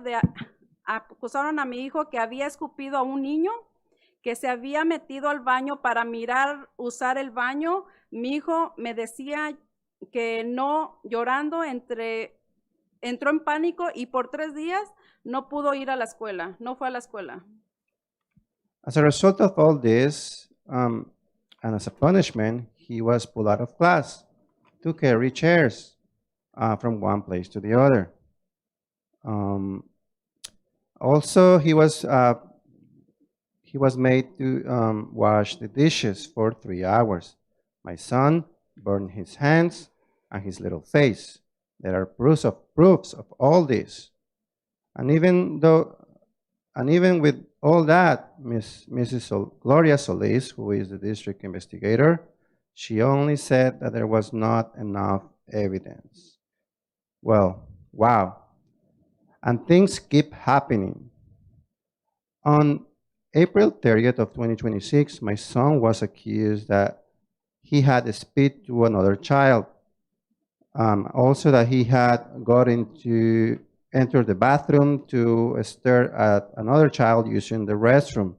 My son will tell me, crying, that he did not do it. He even panicked, and for 3 days, he did not go to school.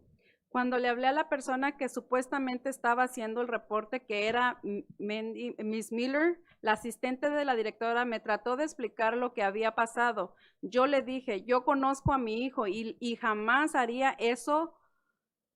Tuve que llevar a mi hijo para que lo afrentara al otro niño. No duró ni 3 minutos cuando dijo, disculpa, pero el niño dijo que no era Edgar Trujillo, y yo enojada le dije, ¿y qué vas a hacer con el sentimiento de mi hijo? Y ella, grosera, me contestó, pues tú a ver cómo le haces.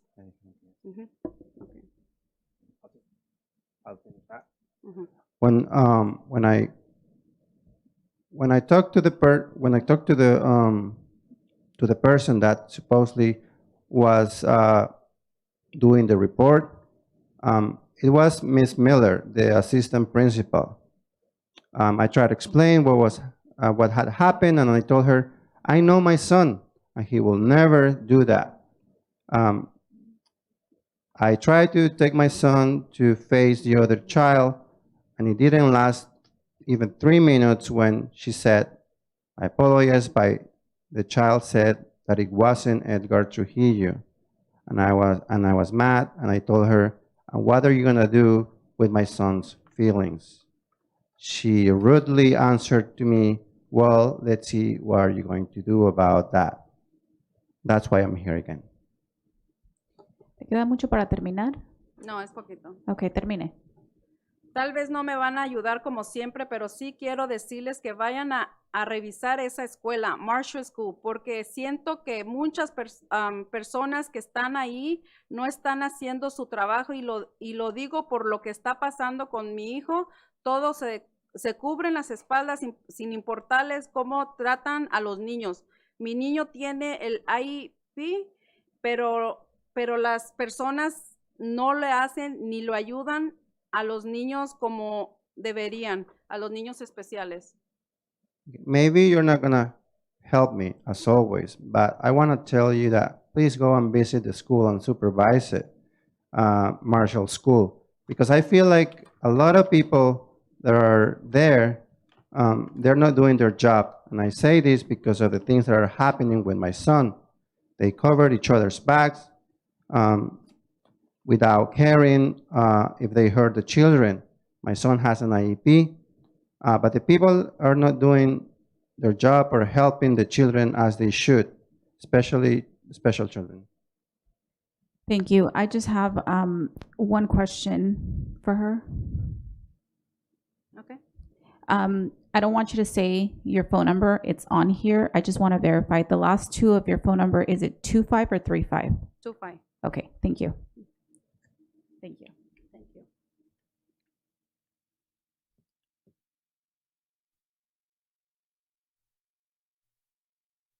Up next, we have Orlando Soriano.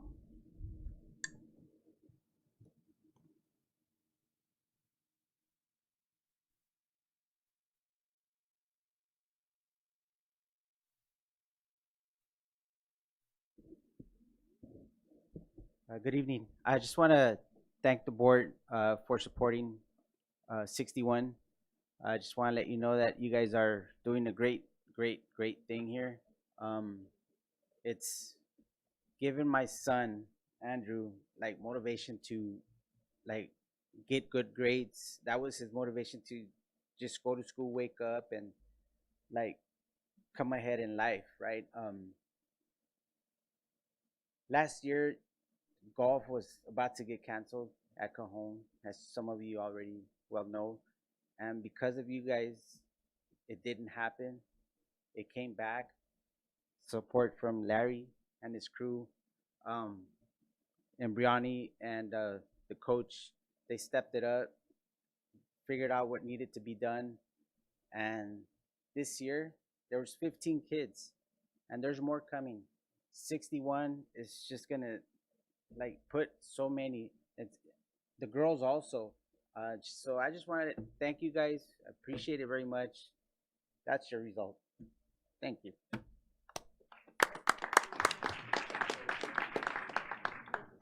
Thank you. Thank you. That's good to hear. And I believe that is all for closed session. We didn't get any additional? Yeah. All right. So we're going to go ahead and move on to 5.0 public hearing. 5.1 renaming of District Facility Middle School 318. In accordance with Board Policy 7310, the board shall hold a public hearing to gather community input on the renaming of Middle School 318. This hearing is now open.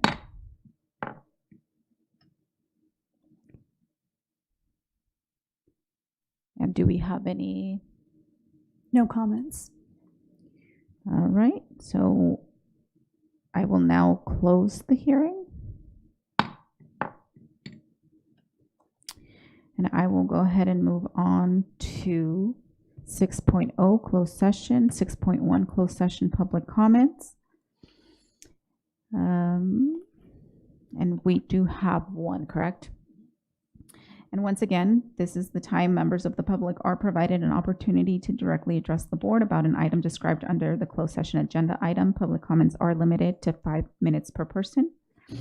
And I will go ahead and call up Candace Adamson.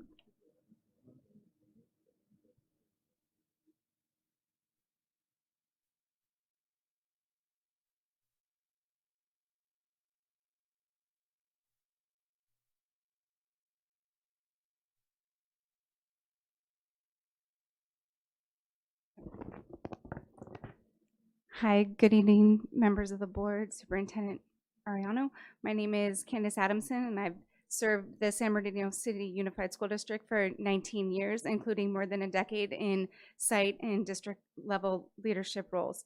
It came to my attention this morning that my case is on tonight's closed session agenda. I became aware of this only after I requested a status update yesterday from the Assistant Superintendents of Human Resources. Sorry, I'm a little nervous. At a meeting this morning, I was informed that my case would be considered by the board tonight. I was not provided with written notice of this action as outlined in Board Policy 4313.2, nor was I given the opportunity to request a meeting with the board to present my perspective prior to your consideration. Because of that, I'm respectfully requesting one of the following. First, is my preference would be that you postpone this item to a future meeting. I understand that the board has until June 30th to take action, and this would allow time for a complete and informed review of all relevant information. I am also formally requesting the opportunity to meet with the board in closed session prior to any vote. Second, if the board chooses not to postpone the item, I respectfully request the opportunity to address you in closed session this evening before any decision is made. Third, if neither of these options is granted, I respectfully request that the board vote no on the recommendation at this time. Because this matter is confidential, I cannot discuss in full details in this public setting. However, I can say that based on my understanding, the board may not have full knowledge of all relevant information necessary to make a fully informed decision. Upon my reviewing my personnel file this morning, there are missing key documents from my personnel file. I submitted a detailed written response on March 19th addressing the stated loss of confidence referenced in the recommendation. As of today, I have not received any information whether my response was reviewed or included in the materials provided to you. If you've not had the opportunity to review that response, I respectfully ask that you do so before taking action, and I have copies for you tonight if necessary. Over the past 19 years in the district, my work has been consistently aligned with and advanced the district Vision 2030 mission. My leadership has focused on strengthening student achievement, building systems of support, and expanding college and career pathways, ensuring equitable access and outcomes for all students. As recently as June 2025, I received a highly positive recommendation from my supervising principal affirming my leadership effectiveness and contributions to student achievement and staff development. That feedback reflects a continued pattern of confidence in my leadership immediately prior to my current assignment. My leadership has always centered on relationships, clarity, and student-focused systems because I believe those are the foundations of strong schools and lasting impact. I remain committed to serving this district, supporting our students, and contributing to the continued success of our schools. I respectfully ask that you ensure any decision made reflects a complete and accurate understanding of my professional record and the context surrounding this recommendation, and thank you for your time and consideration this evening. Thank you. And then if you have any forms, you can drop them off. Karen? Thank you.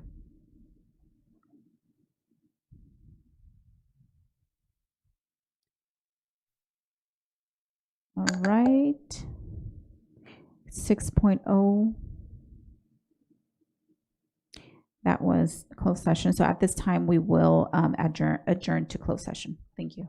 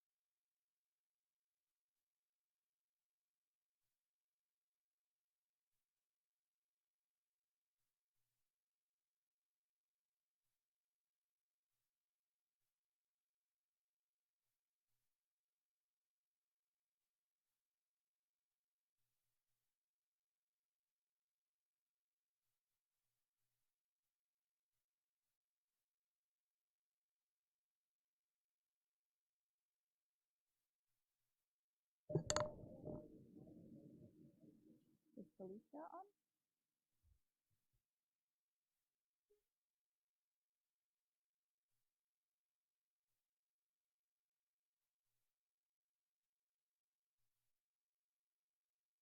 Well, we have 4 now. All right, we're going to go ahead and get started. We're going to go ahead and move on to 7.0 action report from closed session, 7.1 expulsion of students. Can I have a motion? Move. Second. Moved by Mr. Tillman, second by Ms. Rosales Medina. Vote, please.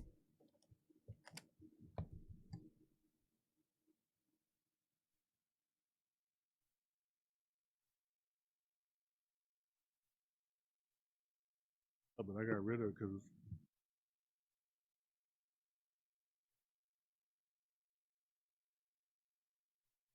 Mrs. Alexander? Aye.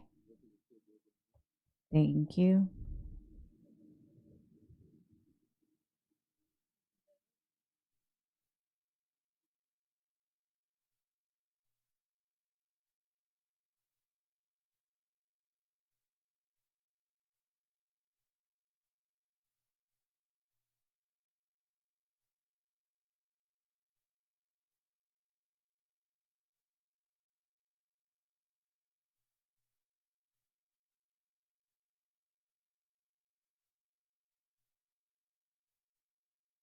So there was a couple of us that were able to vote. Did you get that on your end?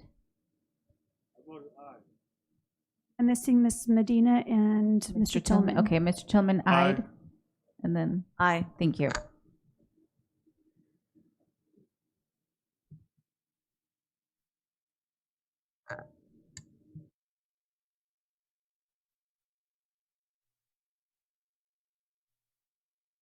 Okay, motion carries.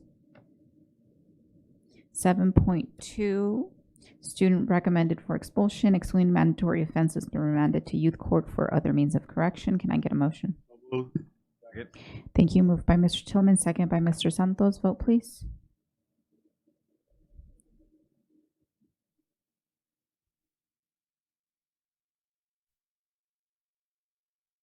Mrs. Alexander?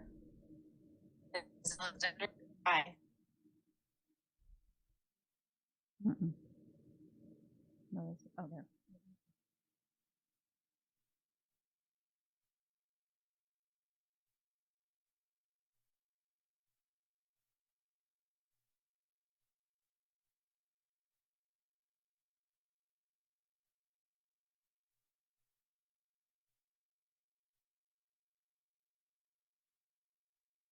Okay, Mr. Santos?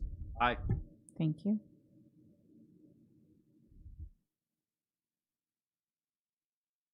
Ms. Medina and Mr. Tillman. Aye. Aye.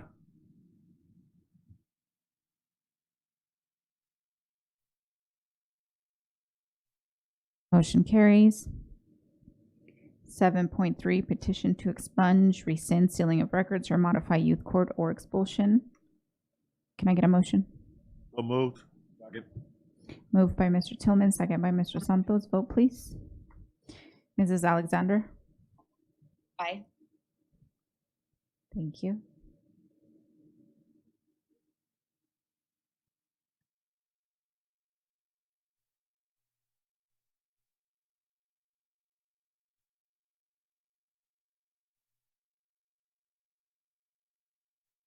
Okay, I think we'll just do verbal.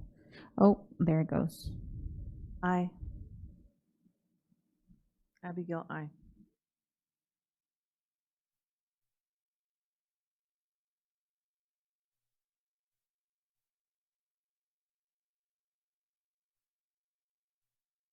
Mr. Tillman? Aye. Ms. Aviles Grande? Dr. Wyatt?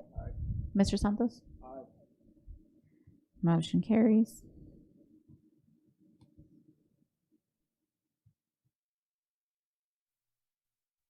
.4 certificate management reassignment. Do I have a motion? Moved. Second. Moved by Ms. Rosales Medina, second by Mr. Tillman. Vote, please, Mrs. Alexander. Aye. Thank you.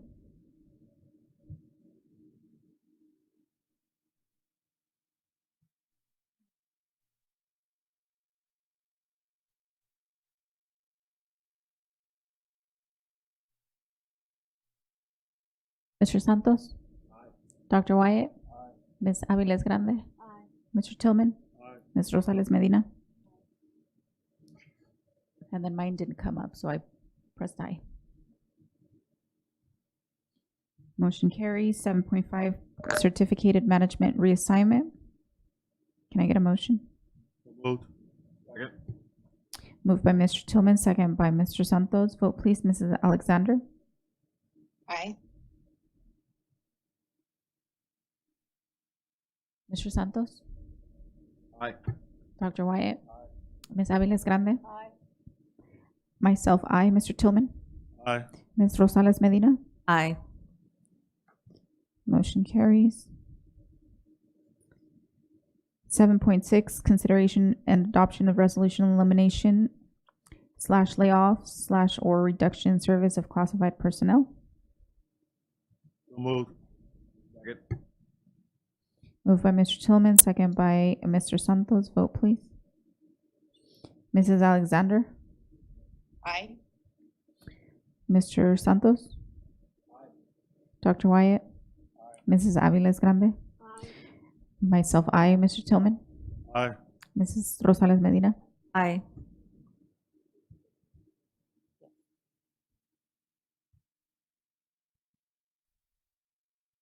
Motion carries.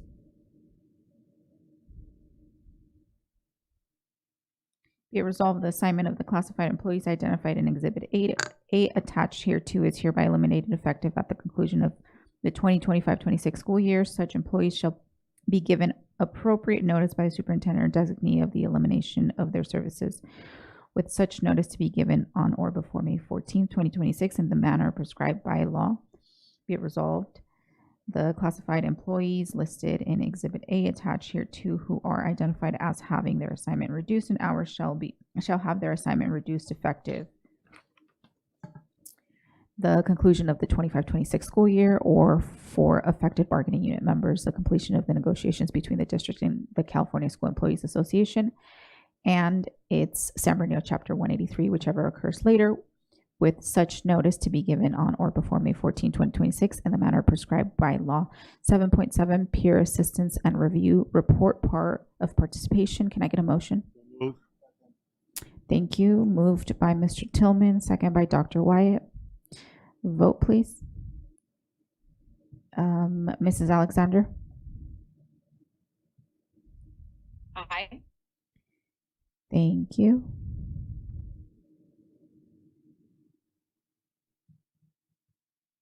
Mr. Santos? Aye. Dr. Wyatt? Ms. Aviles Grande? Myself, aye. Mr. Tillman? Ms. Rosales Medina? Aye. Thank you. 7.0, other closed session action. There is none at this time. 8.0, student board members. 8.1, reports and comments. And I'll go ahead and start with Mr. Barrios first. Hello everyone, my name is Carlos Barrios and I'm the student representative of Cajon High School. I'd like to start off by thanking our custodial staff for being the backbone of our campuses, creating safe and clean environments for all students. From personal experience at Cajon, our custodians frequently go above and beyond for our students, making them a vital part of our district. As far as updates for Cajon, the past month has been filled with celebrations as the school year comes to a close. Last week, our film pathway was officially recognized as a gold level pathway through our Link Learning, adding to the growing list of gold certified pathways in the school district. Additionally, we want to wish good luck to our seniors participating in the IB exams this month as they work hard to earning their IB diploma and college credit. We also kicked off Mental Health Awareness Month on May 1st with the Mental Health Fair, where students and clubs came together to spread awareness and support mental health wellness on campus. Later that day, we held our Wild West Spring Fest after school, which included clubs, vendors, and community activities for everyone to enjoy. Lastly, our auto pathway and film pathway students took a weekend trip to Yucaipa Regional Park, where they presented at the SoCal STEAM Challenge. Students built and raced boats against other schools from across the Southern California area and presented a PSA video about the importance of water conservation.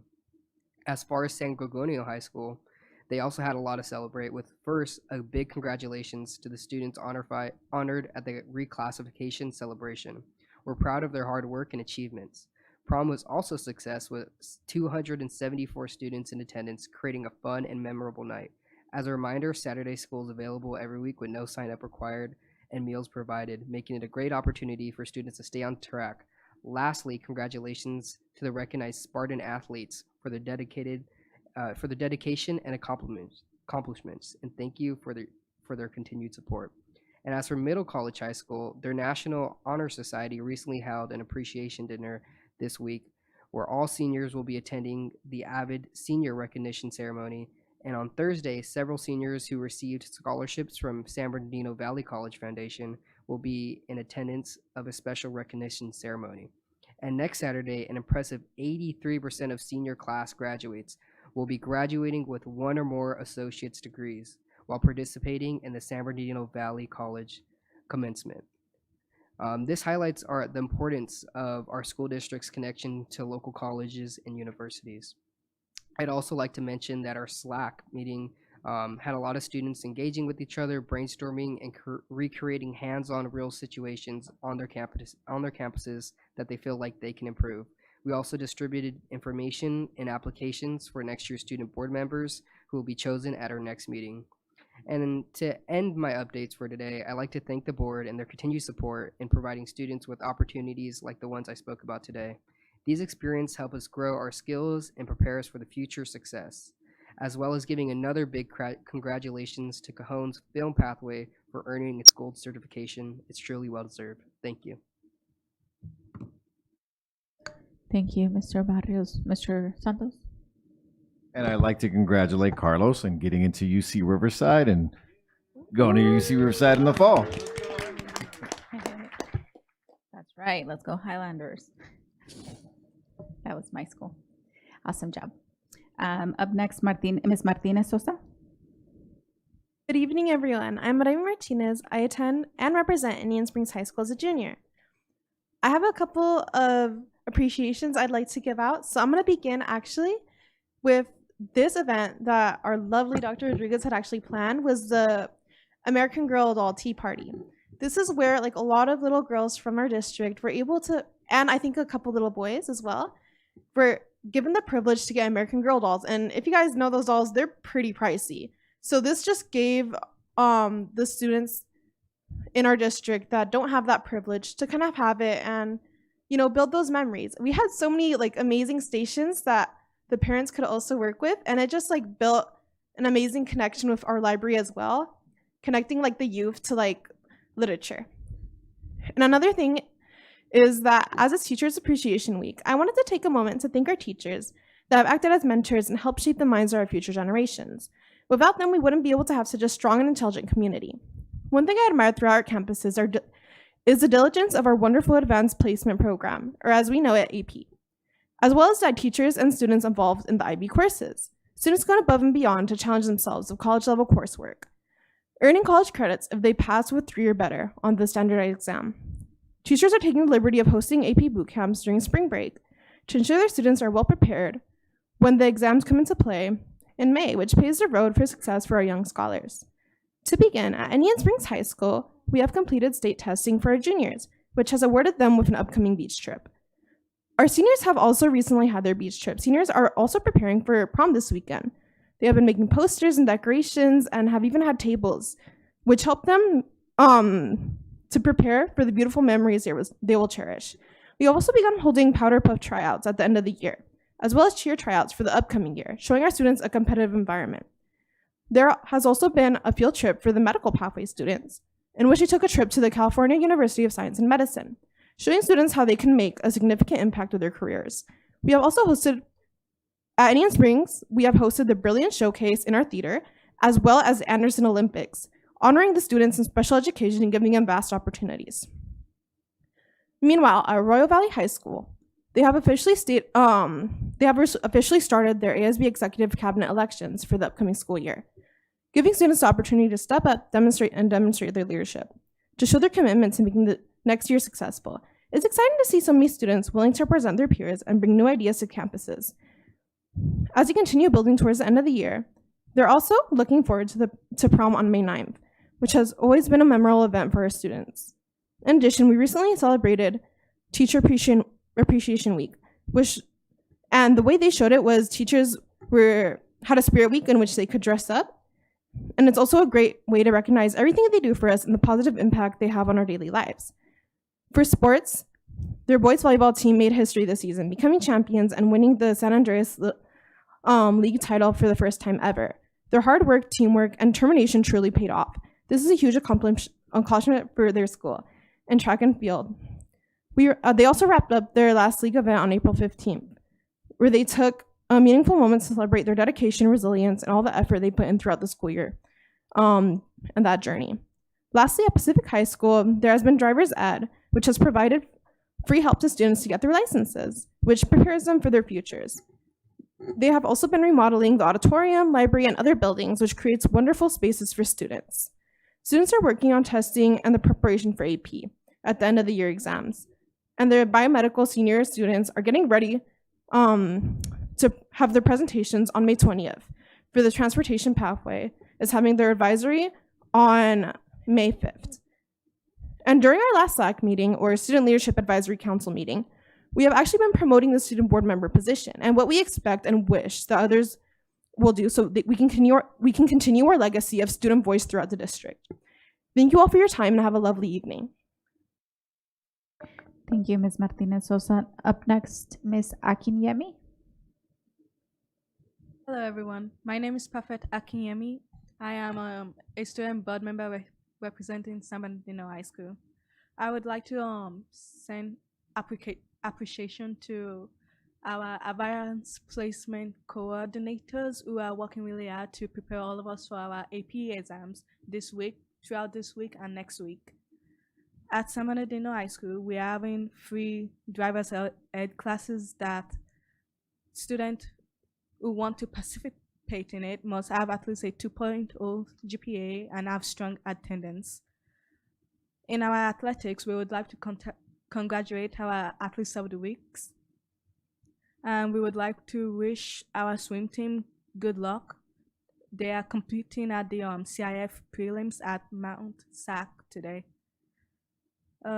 Congratulations to all of our seniors for picking out their colleges and universities that they want to go to and attend. Finally, for San Bernardino High School, if we are having our final SBAC testing tomorrow at our school's career center. At Sierra High School, their Sunshine Crew members at the San Bernardino City Unified District Youth at the California Love holding a strong event held May 3rd at the Los Angeles Memorial Coliseum, launched by Jennifer Sibel Newsom. This statewide initiative focused on strengthening our connections, mental wellness, and community resilience. Students engaged in gathering alongside the SWSS mental health professionals, Christopher Danforth and Diane Lopez, Miss Ceballos and Ceballos, and community leaders across and mental health programs, California, and the exclusive opportunity to meet the first partners directly. During the exchange, they advocated increased visibility and support for all the needs in the youth in San Bernardino. They also assisted in decorating for the Assistant League Ed Dress Ball on Saturday. This league is what pays for operating school bells and dental services at all sites. Thank you. Thank you so much for that report. We're going to go ahead and move on to 9.0 administrative reports and presentations, 9.1 family engagement presentation. I'm going to go ahead and turn it over to Superintendent, Assistant Soup, Dr. Rodriguez. Thank you, President Ceballos. There are many great things here in San Bernardino, and I'd like to think that two of our superpowers that we have amongst many are, one, the resilience and brilliance of our kids, and the second is the support that we have from our parents.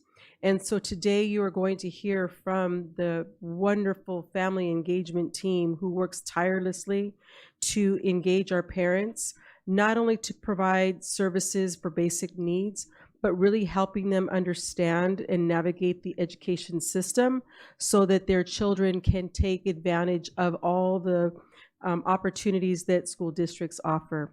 So today we present to you the Family Engagement Yearly Report. I'd like to call forward our director, Dr. Beatriz Gonzalez, who will lead the presentation, and she will introduce her team as we progress in the presentation. Thank you. Thank you, Dr. Rodriguez. Good evening, President Ceballos, Vice President Aviles Grande, and esteemed board members, Superintendent Arellano, and Cabinet. Thank you for the opportunity to share our work today with you. As the Director of Family and Community Engagement, I'm proud to represent a team that's deeply committed to building meaningful partnerships with our families. And as you can see, we have families here and we have our team as well. And so tonight we're going to walk you through how we're shining through measurable strategic family engagement. Yay, I know how to use this. Okay, so our goal tonight is to do 3 things, as you can see on the board. First, we're going to show how we're measuring family engagement in meaningful ways. Second, we're going to demonstrate how my team uses data to inform and adjust all the work that they do. And third, we're going to provide an update on how this aligns with our community schools strategy. And this is about moving from engagement as an activity to engagement as a system and a strategy that leads to student academic success. And you all have a packet in front of you. We're going to be referring to it throughout the presentation, so just be mindful of that. Our vision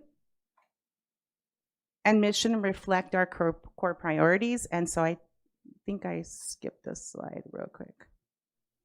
Okay, so when we talk about family engagement, what do we mean?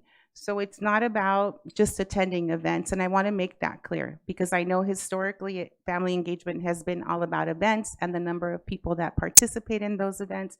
And so for us, it's not just supporting those events, it's supporting the whole family, it's sharing responsibility, and ultimately improving student outcomes. That's our goal. When families are engaged, we see real academic impact. So here is our vision and our mission.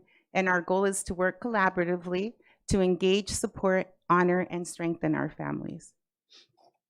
So everything you see and you'll see tonight builds on this foundation that families are our essential partners. And the key word here is partners. Okay, this thing is going, this clicker and I are not friends.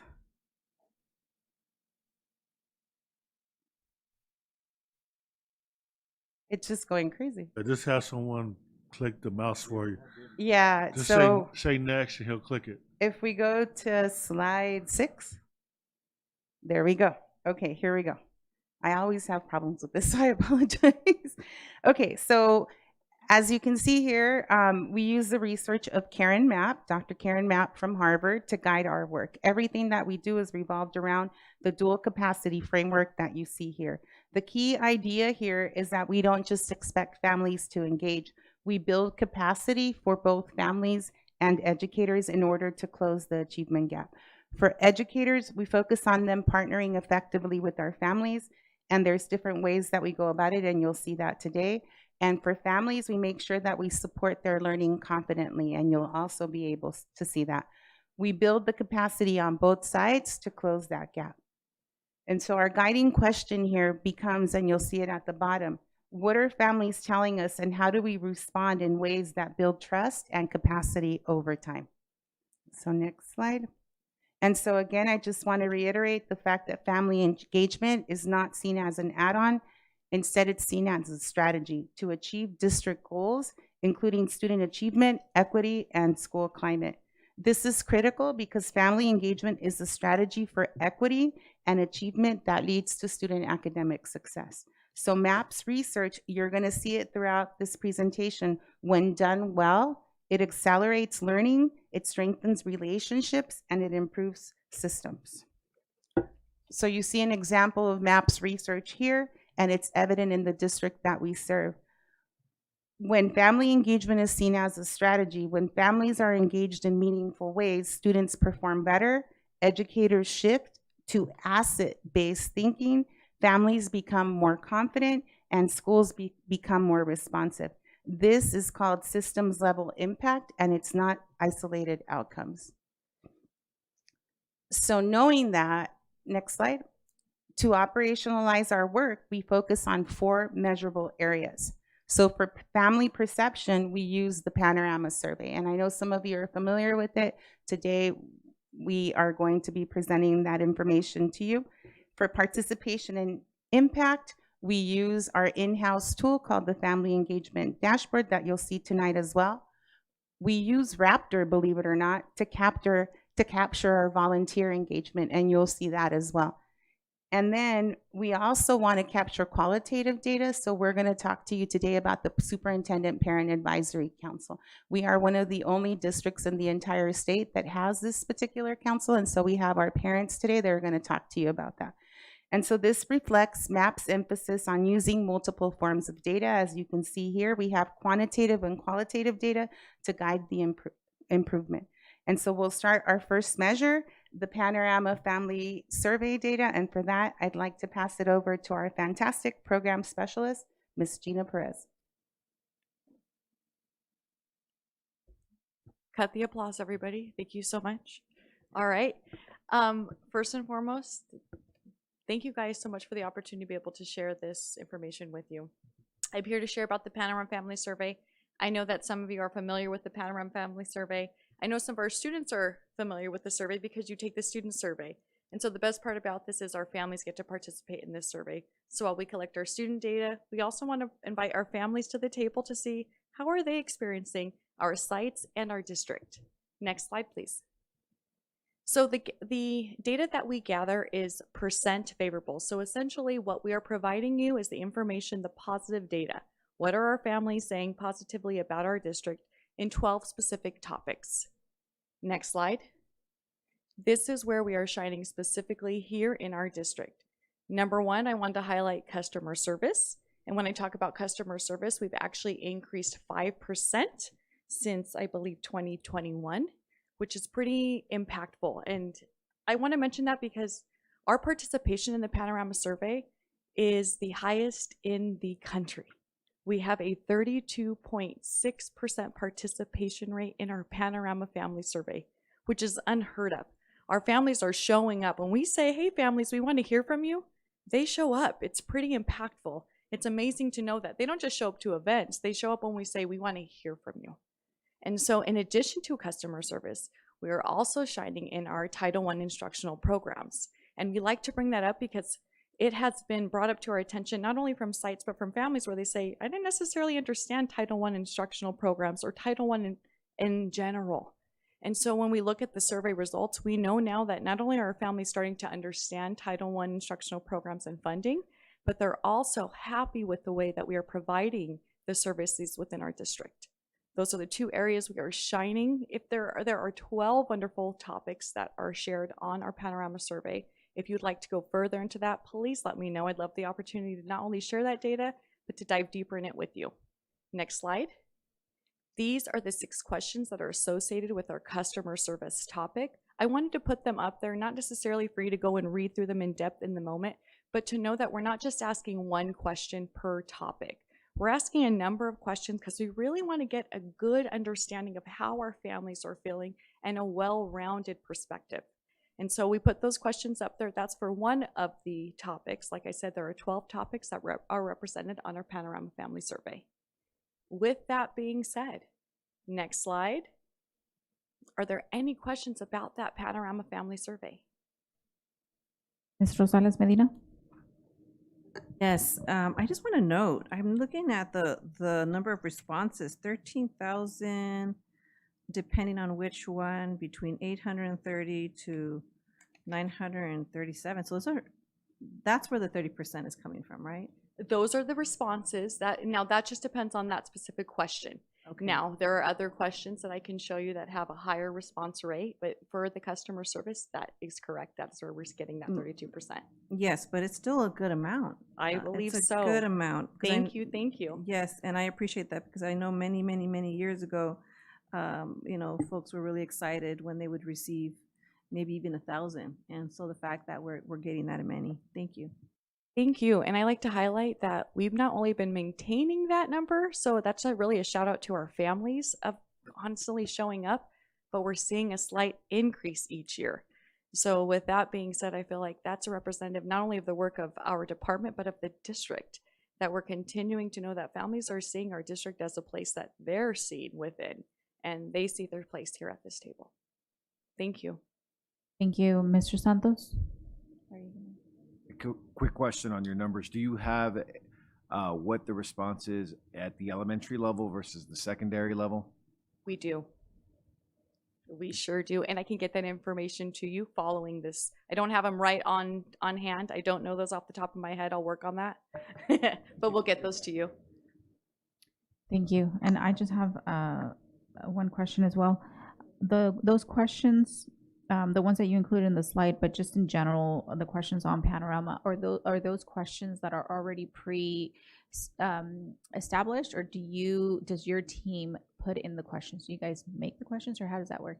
Great question. So no, we've worked with Panorama. We've had the same questions now for the last 3 years. We are maintaining the same questions for the validity of data, essentially.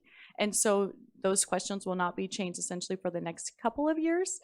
We did not choose them ourselves. We worked with the Panorama team to choose those questions, because before this, the Panorama survey was very long.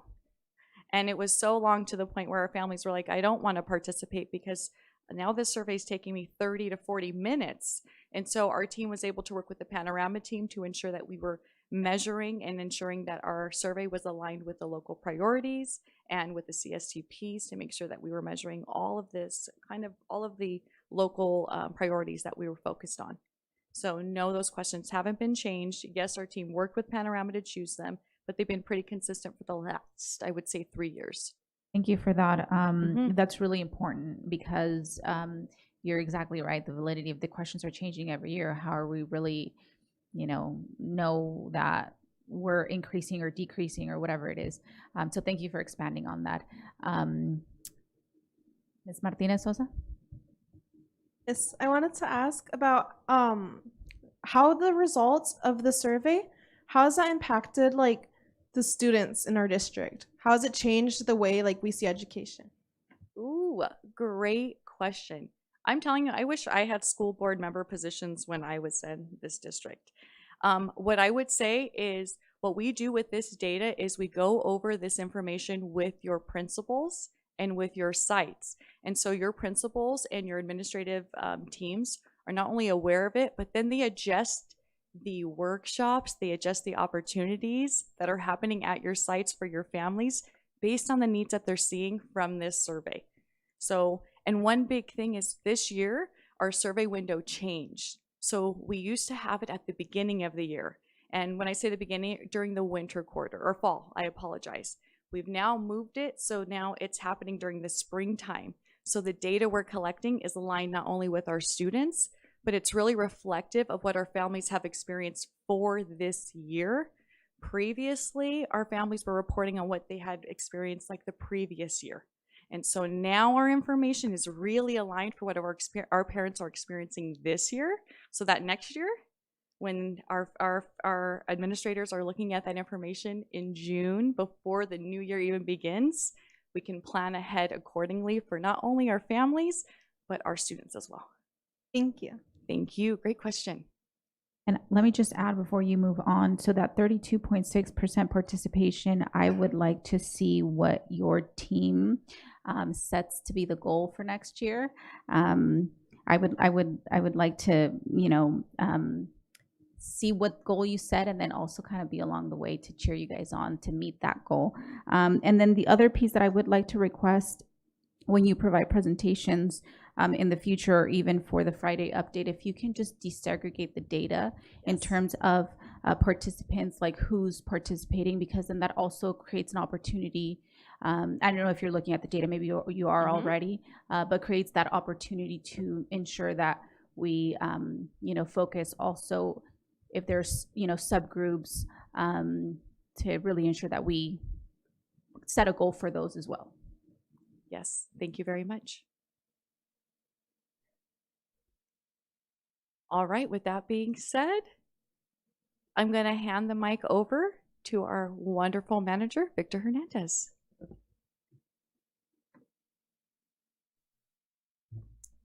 All right, good evening, everybody. I just want to start off by saying thank you because I am very passionate on what we are about to talk about, and that's our family engagement dashboard. So what we utilize Panorama for is to create best practices, what we're going to do to increase the scores for our students and for our families as a contributing factor. So, next slide, please. So our dashboard we utilize is programmatic. It allows us to show real-time data on what our staff is doing across the district at any given time. One of the components on it is our workshop table, and that's available a live version on tab 2 of that pamphlet that we gave you guys out. And so I'm happy to say that we are one of the largest programs for our family university with 6,118 participants across the district. Also, of that 6,000, 2,601 of those are computer literacy participants. So we offered 2 courses this year, a level 1, which is an introductory course, and then a level 2 where they're able to get into Canva and get into more of those complex programs. And so of these components, I want to dive just a little bit deeper into our family university component. Next slide, please. And so these workshops are directly connected and correlated to some type of academics. And so we have 4 pillars, which is navigation, orientation, and leadership. And some of these examples are like our gardening workshop, which is connected directly to STEM, our Real Colors, World Cafe, and Family Unidas, that is connected to parent leadership, and then our navigation workshops like our Aries and our parent portals. And again, that live version of what we're offering currently right now throughout the district at our parent centers and at Paxum Welcome Center are all available for you guys on that QR code. On this next slide, I am actually happy to announce that we are one of the first in few districts to directly connect family engagement to student academic outcomes. And so we're happy to present that we are a contributing factor to student academic success. In just these based workshops of about 8,000 students, those who are testable and from NWEA in English and in math, that we see a trend of raising academic scores. And so we were a contributing factor in each band for the 41st to the 60th, the 60th, and then above 80. And we see both of those similar trends in both reading, or math, excuse me. Next slide, please. And then also in reading as well. Again, showing our work is having a contributing effect on student academic outcomes. Next slide, please. And so what we're going to get into next, so that's what we consider our Tier 1 programs, what we offer the district at large. We have a Tier 2 program held by our program specialists, and these programs are have an academic alignment and an academic focus. And so this bar chart is a little bit different because we wanted to show a different kind of growth. These workshops are, again, more academically aligned. So these are like our kindergarten curriculum club, preparing teachers for parents for parent-teacher conferences, and then test prep for parents. But there's a larger variety of different workshops that we offer. And so next slide, please. And so we wanted to show and highlight is the largest growth in these areas with these families that we work with in these workshops. Majority of the families and students moved into the above 80th percentile, lowering the lower 40th bands and then all the upward bands going towards the 80th percentile. And we also see that in both reading again and in math based off of NWA scores from fall to winter. And then that is the one for math. And this one is a little bit weird, but we're just showing the high growth of that 80th percentile. Next slide, please. And so with that, we have, if there are any questions before I pass it off.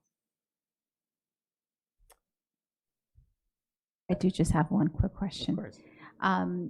How exactly are you making the correlation between the workshops and the test scores? Like, are you collecting parent information who are about their children who are taking these workshops, and then verifying that those particular children, the parents, that there's that correlation, or how exactly is that getting? Correct. It's a little bit of a process.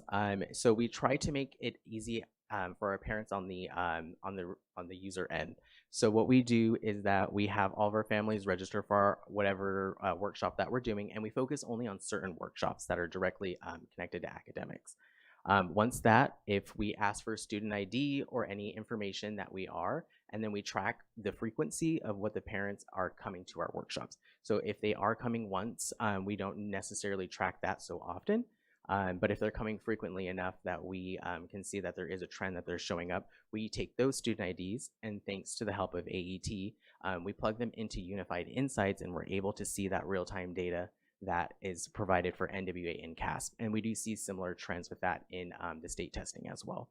And then for our tier 2, not most of those are into the lower grades, so we don't have data for them yet, but we do have access to their student IDs that we utilize a similar process where we're looking at the frequency of families showing up, and then we're able to plug that into Unified Insights and see the correlating factor. Okay, so you are, making that one-to-one.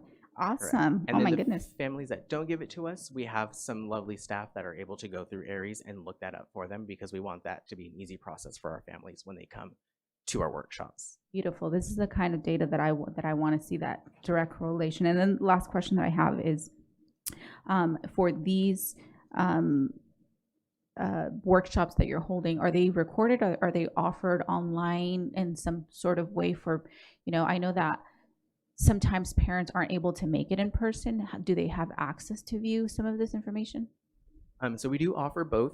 Right now we are working with Paxum. We're kind of still getting settled in, so unfortunately for the last couple of months we haven't offered that, but we are transitioning now that after today actually they came through and really fixed everything, so we're able to re-offer those hybrid meetings. Any of the meetings that we're able to record that are virtual are offered and recorded, and then they're sent back. Okay, thank you. Thank you. And then with that, a lot of the guiding work, last year we showed a bunch of resources that we gave out that also contributed to this, for us to be able to provide this data. And so one of our next things that we're providing, Ms. Sheena Kane will be going over our parent guides.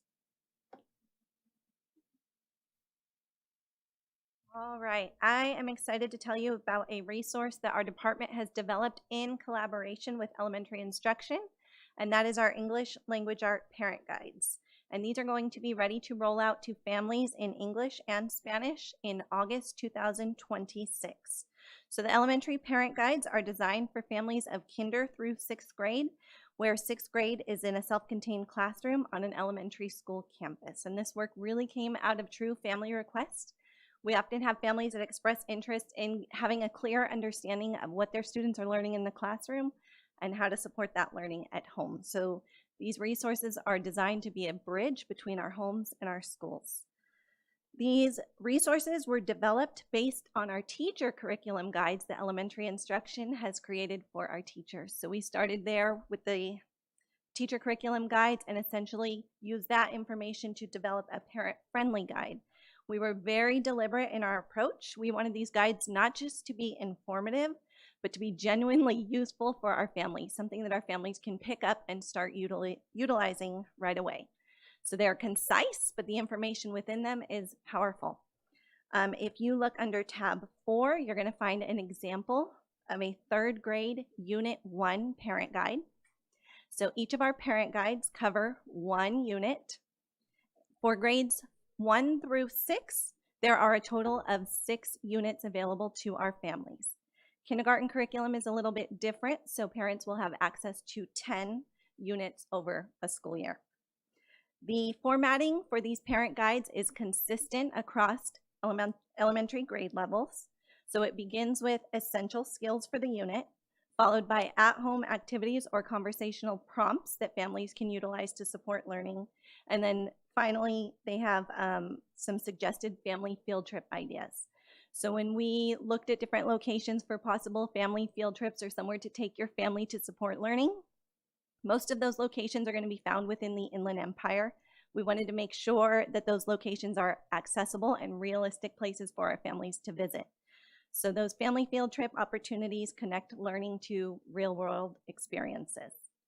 These parent guides will be available in our digital library for educators. So their teachers and principals can access print copies to send, or they can print copies to send home. They can also share digital versions with families via Parent Square. Okay, so the bottom line is that these resources were developed because our families asked for them. We want them to be useful for our families, and they're really just designed to strengthen that homeschool connection. We're very proud of this work, and we're excited about the impact that we anticipate it having on our students and families for the upcoming and following school years. Okay. Miss Cynthia Zavala is going to talk about the secondary parent guides. Thank you, Ms. Kane, and good evening, President Ceballos, our esteemed board members and cabinet. I just want to reiterate a couple of things because, as we mentioned, this is a collaboration across the board, and we really do want to appreciate our families coming to us, voicing the need for this. And so we always take that data and information and make it live, right? We want to have access and opportunity. And so behind your third grade sample, you have an 8th grade ELA sample. And this, in the same regard, reflects the same process and format in collaboration with our secondary education. We're really big on the collaboration with our departments. It also includes feedback from our site administrators, so not only engaging with our families, but our site administrators as to, hey, does this reflect what's actually happening at your school site? And some of the things that you might notice that might be a little different from our elementary is that we do have some essential strategies that are occurring at the school site, as well as access to what are the resources that I can use at home digitally, such as SB Link, tutoring, and different questions that I can engage with my child on when we are reviewing these guides. And so we're really excited, same as Ms. Kane mentioned, that these will be available in August of 2026. I do want to transition to our next portion, but I wanted to make sure if there were any questions related to our parent guides, we can answer those for you. Really excited about them. I have a question. Wonderful. First of all, wow, that's amazing. This is really, really amazing. I am super jealous. I wish I would have had this when my son was in elementary, and, you know, I was kind of trying to figure out, like, well, what are you guys learning and how can I support? So thank you for doing this. How would I be able to access this today if I wanted to, you know, kind of take a look at it and, you know, share it with families? How can I access? Right. We are currently still in the drafting phase, and that's why our intention is into that August time, and we do want to make sure we have a lens corrective of our different departments, but we will have an opportunity later for our families to access them directly at the school site, and that is the main intention, that they're provided at the school site, that the teachers, and I think you mentioned that as well, and I'll let her, because, yeah, I'll let her answer that one too. Perfect, thank you. Additionally, like Ms. Zavala said, we are anticipating that in August, when we do this rollout, we will have these available in the student SB link, so that when families log into their student SB link, they would have access. We're creating a digital library for parents within the student SB link so that they can access the parent guides there. So it would be, not anybody would be able to access it like from the outside. It would have to be linked to a student portal. Got it. Yep. Okay. But I would be able to have access. As a parent, absolutely. Thank you. Great questions. Thank you. All right, we'll go ahead and move on to our next opportunity, which is our A through G parent workshops, and continuing our commitment to support our district's vision of Shines 2030. We have partnered and collaborated with various different departments such as Swiss, multilingual, secondary education, alongside our local colleges and universities, Valley College and Cal State San Bernardino, to host, promote, support A through G and what it is. And so to date, we have offered different versions, both virtually and in person. We've had over 20 workshops and over 300 plus participants. We know that this has been a request of our families, and we're so excited to be able to deliver support, extend those opportunities. We also offer this if a site says, hey, part of my family engagement plan is really to promote that. We ourselves can bring that to the site. So we're really excited about that opportunity. And now we want to transition into our third measure of support and impact, which is Raptor. And I'm going to invite Miss Michelle McNeil. Thank you. Thank you, Mrs. Zavala, and good evening, everyone. As mentioned by Dr. Gonzalez, the third tool that we use to measure the academic success of our students is our Raptor system. We currently have, next slide, please, David. We currently have 10,007 volunteers district-wide. San Bernardino City Unified School District has one of the highest numbers of volunteers in the state, supported by a well-structured volunteer program. We have strengthened our onboarding, our training, and site-based leadership through the support of our parent liaisons. Across the district, our volunteers play an important role in supporting our schools in a variety of ways, including field trips, academic, family nights, book fairs, and school-based workshops and trainings. Family engagement provides onboarding for all volunteers, where we review the district's expectations and ensure that everyone is prepared to effectively support our students and school communities. Looking ahead to the 2026 school year, our parent liaisons will take the lead at the school sites in supporting and coordinating volunteer efforts. If you or someone you know is interested in volunteering, you can find more information on the SBC USD district website under Get Involved, the Get Involved tab, and then you would click on volunteers. And at this time, I will hand it back over to Dr. Gonzalez. Thank you, Ms. McNeil. I don't know if you see a common trend around here, but we are first in the nation, first in the state in many things when it comes to family engagement. So I want you to be very proud of the work that's taking place. And so our fourth measurable is the Superintendent Parent Advisory Council. We are probably, and I mentioned this earlier, one of two districts in the entire state that has something similar. So today, I want you to just really focus on all the information that's coming out of this particular measurable. It's our direct line to parent voice. Families are giving input on everything from AI to LCAP to community schools, and it's helping shape everything that we do in the district. And so I have two amazing parents that are going to come up here in a little bit to talk about this work. SPAC is a critical structure that we have in place here in our district for authentic engagement, and families are influencing the decision making. So that all reflects and goes back to the research that we use for everything that we do, which revolves around the work behind Karen Mapp's research. So we're going to talk about that specifically in the next slide. And I'm going to ask Ms. Mia Cooper to please come up. And SPAC provides us, she's coming up, something that we call street data. So you're going to hear a lot about street data. Street data is that qualitative data that I think is the most impactful, because parents are actually able to talk to us and give us live feedback and allow us to make adjustments. So she's going to go over her experience with SPAC. Thank you. So good evening, everyone. I'm not going to read the slide because you have the slide in front of you, but what I'm going to do is have you paint a picture what SPAC is all about. So it's parent leaders that come together once a month, and we have a meeting with the superintendent, and we discuss what's going on within the community, within our parent groups, and actually within us, with us as well. So we'll talk about, one of the things that we talked about was how, it was a concern with parents, how do we communicate with our teachers? How do we communicate with our schools? And so we came up with a idea that turned into a brochure is, where do you go to your steps? So your first step would, if you have a problem or issue at the school, is to go and talk to your teacher and talk to them about what's going on. And then your second step, if you have an issue, is go and talk to the administrator staff. So that all came about with us having a meeting and talking about it. And now it's all throughout, no matter what school you go to, you should see that step-by-step brochure that we have. It's a little small postcard. It's not that much. It's English in front, Spanish in the back. And it has became a very good tool for our parents and our community to have.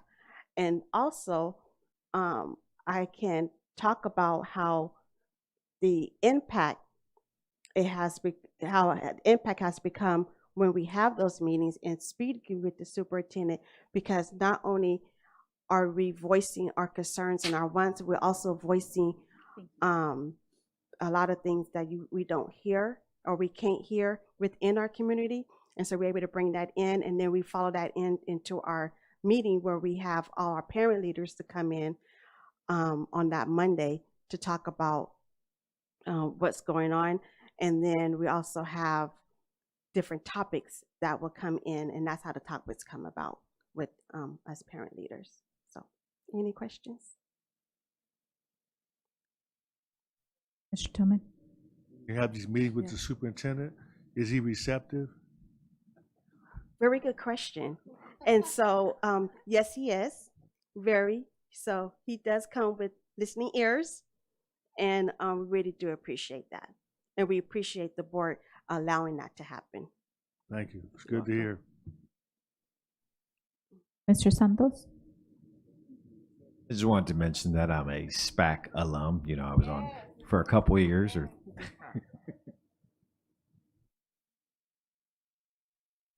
Thank you. Thank you.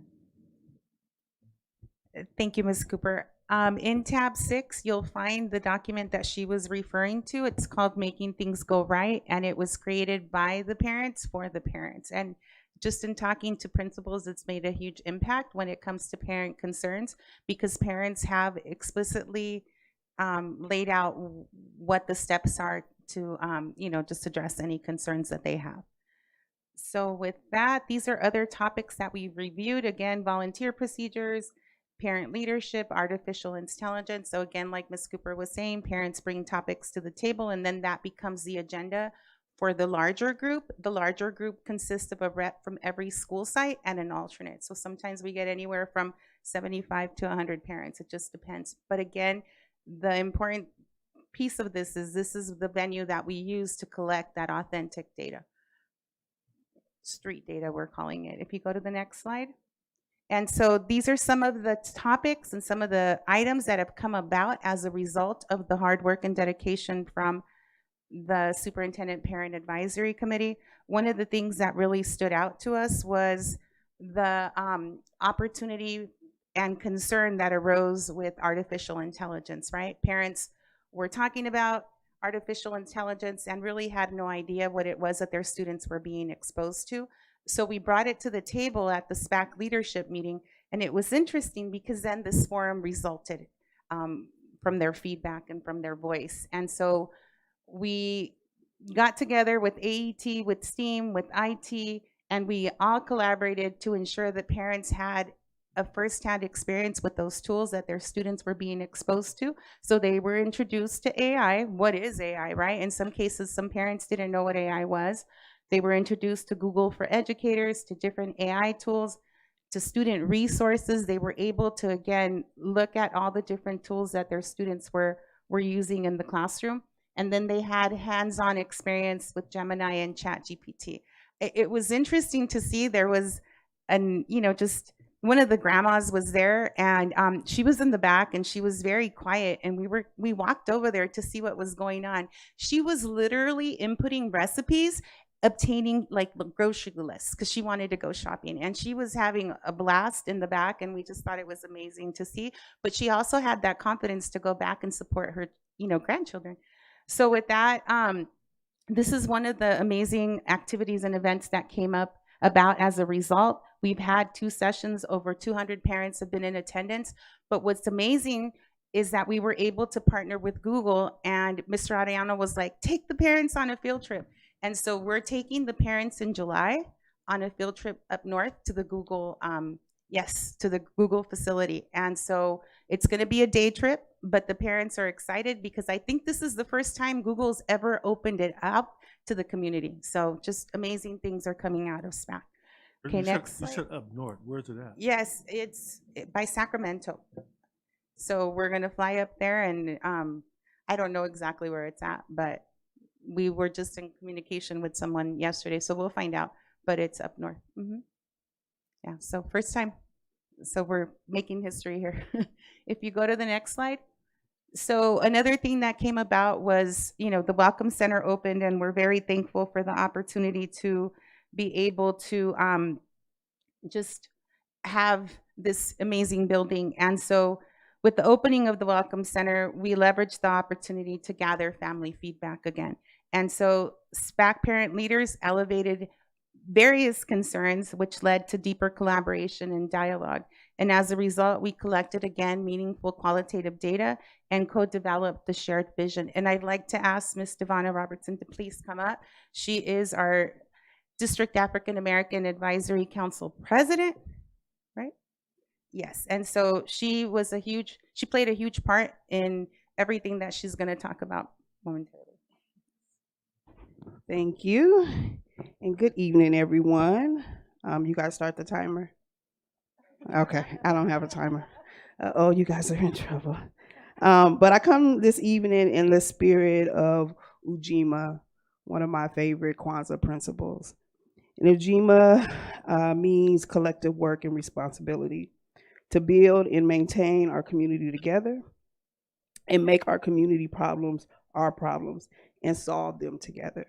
And so the District African American Advisory Council had our first meeting at Paxum in September, I think, or October. And it was a combined meeting with the Islander parents.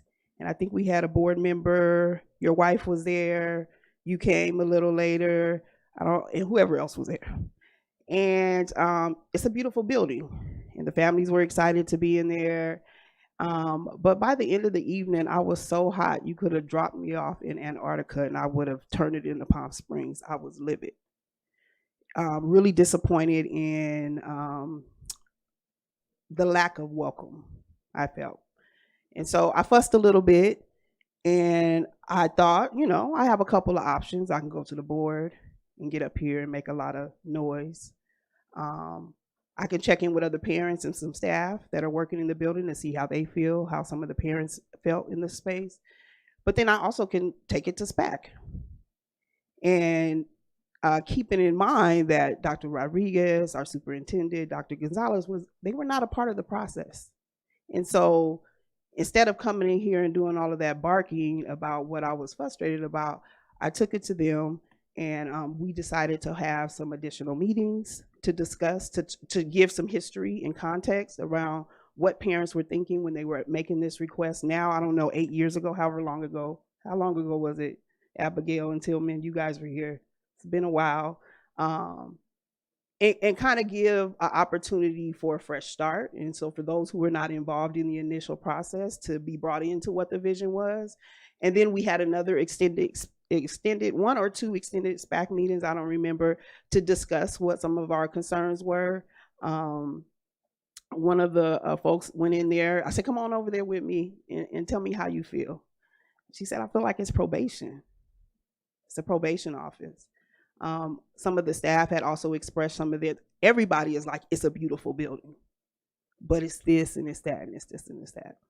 So instead of creating more red tape and more systems that make it more difficult or make it difficult for us to bring about some of the changes we desire to see, we hunkered down. Family engagement took us through some processes. We shared what our concerns were. We were told why some things are in place, and we understand that. But right away, they went in and started making changes, and that felt good. And it's going to be an ongoing process. And so I want to extend a thank you to the superintendent, Dr. Rodriguez, Gonzalez, the family engagement team for taking us through that process, because again, it's about collective work and responsibility. And we know that a beautiful building is not sufficient if people do not feel welcome there. And we don't want, if you've ever been in need of something and had to go to a social service office, and so I have been, where I've had to go apply for food stamps for me and my children, or Medi-Cal temporarily. And you go in there and you can either go in there with good spirits, hoping that you're going to get the resources that you know you qualify for, or you can go in there very heavy. And a lot of times our families are made to feel like they should be shamed to come in there, like they're inconveniencing people to come in there and get the support and resources that they deserve. And we don't want that building to feel like that. So whether a parent is coming in angry, is the Welcoming Center going to be a place where they can de-escalate and get the support that they need? Or if they're coming in and they're happy to engage with the district folks about resources that they are really excited that they know that they have for their students in the district. And so whatever way our parents come in and our families come in, we want to make sure that they feel what the building says it is, very welcome. And so, yeah, that's what I wanted to share. So you didn't have to drop me off in Antarctica, and I didn't have to turn it into Palm Springs. We worked together. And again, in the spirit of Ujima collective work and responsibility. So a beautiful building that is going to be a beautiful place going forward for many years for our families and our staff and community. So yeah, thank you. Thank you. Mr. Tillman? Oh, Ms. Robinson, the building has a long history. You know, we started out with portables in the parking lot here, and then we went to the building. Second Street, on Second Street. that you didn't want us to go to because they didn't have enough bathrooms. That was one of the things you were concerned about. So it's progress, right? It's progress. Oh, So, absolutely. but I agree with you, because when we built the big building, the district had a need for space, so a lot of folks went over there. But did and that's, I hear you saying that the gist wasn't there initially, but I'm asking now, are we doing the vaccinations there? Not yet. The clinic is not complete. Yeah, the clinic is not yet open. It should be open this coming school year. We're working with SAC Clinic, but we do have our vaccination clinics that are throughout the district, but they are created and supported by departments in the building. And the space is there, so at some point it will happen? Yes. And then centralized enrollment, is it there? Yes, it's there presently. That was one of the big things too, right? Mhm. Yeah. So I guess the thought always was parents could go to one place and get all the services they needed.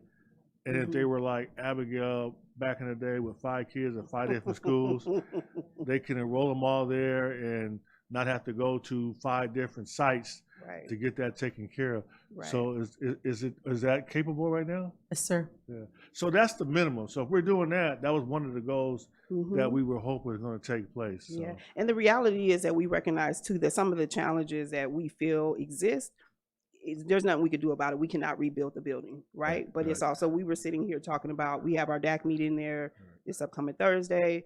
We have to be creative on how we can accommodate a larger meeting than normal. And so we have to, that's where flexibility has to happen. Now, if we could tear it down and do it over again, we would do it differently, but we can't, right? And so there's compromises that have been made and will continue to be made.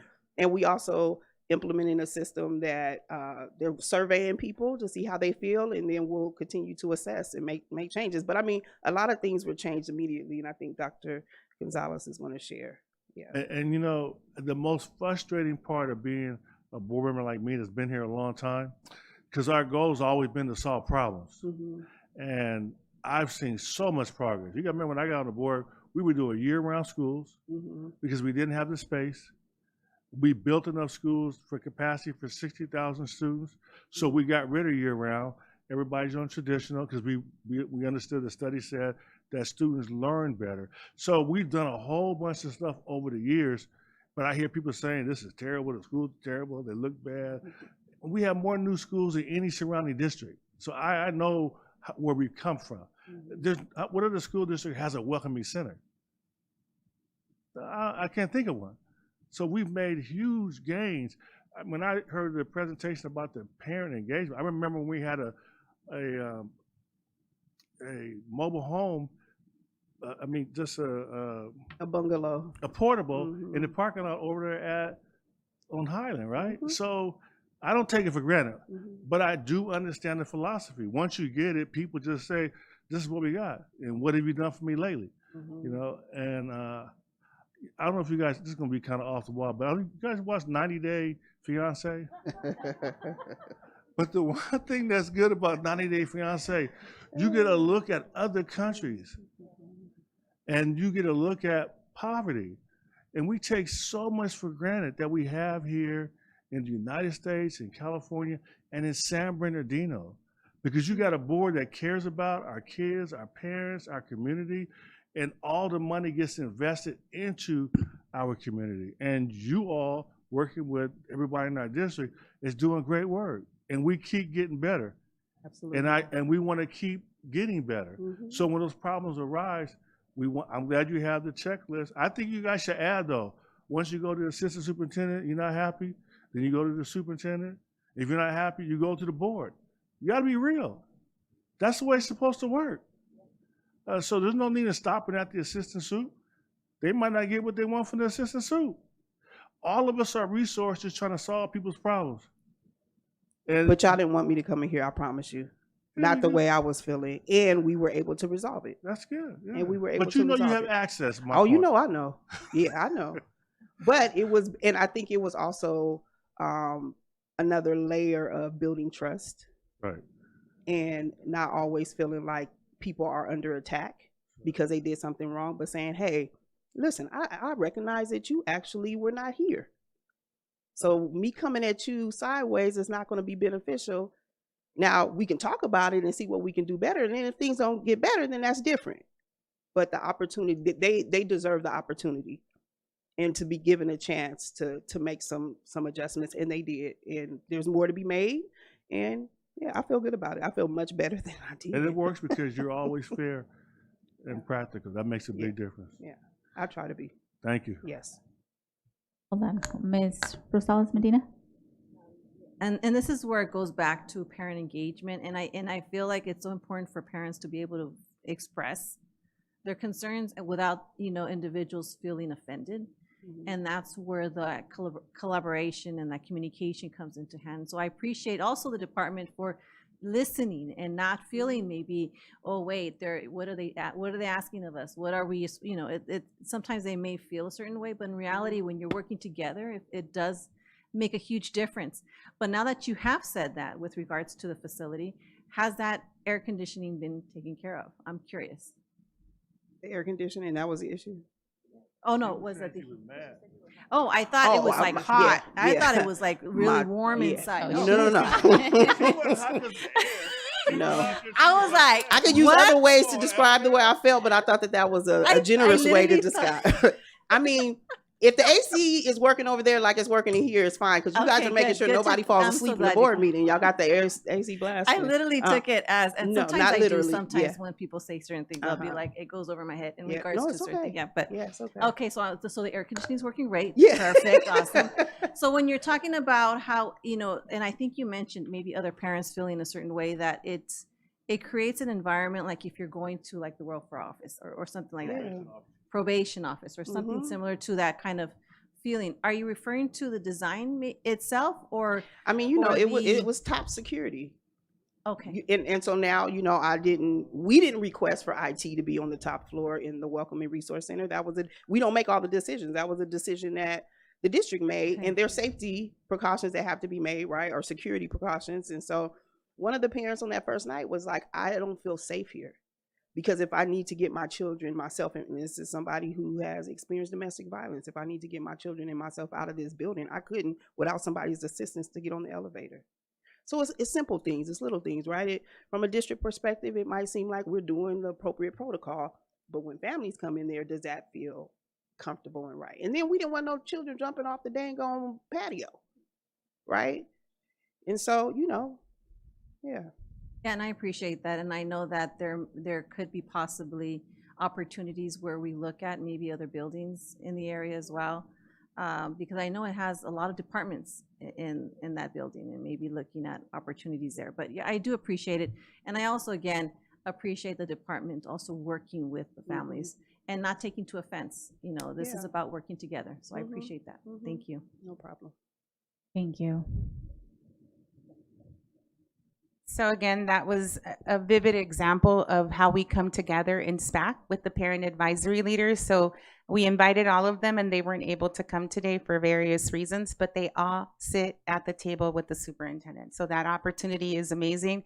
And like she was saying earlier, it has built this strong relationship revolved around trust that is priceless. And like she said, they've brought in critical topics to the table, and we've addressed them. They haven't always been easy topics to address, but we've come to a common ground, and we've been able to tackle them and work together. And so that document that you were talking about, Mr. Tillman, is a work in progress, so we'll definitely add those pieces. If you want to go to the next slide.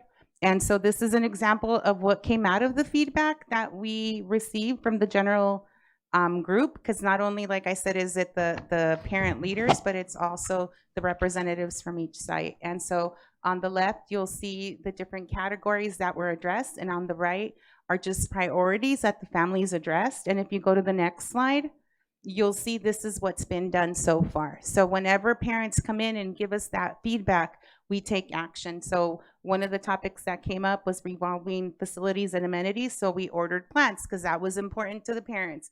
We provided coffee service because, again, that was something the parents requested. The elevators, like Devonna mentioned, are now functional. And so parents can go up and down the elevator. They requested parent-friendly seating, so that's been changed. So these are just different items that have evolved as a result of the feedback that was obtained. And again, the feedback was immediate. We listened to the parent concerns and we acted upon that. And so I want to thank Mr. Arellano for just taking action. The next slide shows a follow-up to that. The parents created this feedback form. So now every time somebody goes into the Welcome Center, they're given the opportunity to fill out this form. And again, this is in draft format, so if you have any feedback, let us know. But every single parent's going to be given the opportunity. We're going to have a QR code as well if they want to do it digitally. But then they're going to place this form, if they choose to use this one, in a box, and then student services will address it. And again, collect that street data and take action with regards to that. So if you go to the next slide. And so this is important, just to close this. We strongly believe that we have to move beyond events, beyond activities, beyond the bake sale. I hope you saw that today. We believe that all families have dreams for their children. They all want what's best for their children. All families have the capacities to support their children at home. The key here is number 3, families and school staff have to be equal partners. And that's where we come in. That's what we're working towards. We not only work with the families, but we also work with the staff. That's why we have these amazing program specialists. They're busy. They're at sites every single day. They're working with teachers, they're working with coaches, they're working with principals to build their capacity so that they can become those equal partners.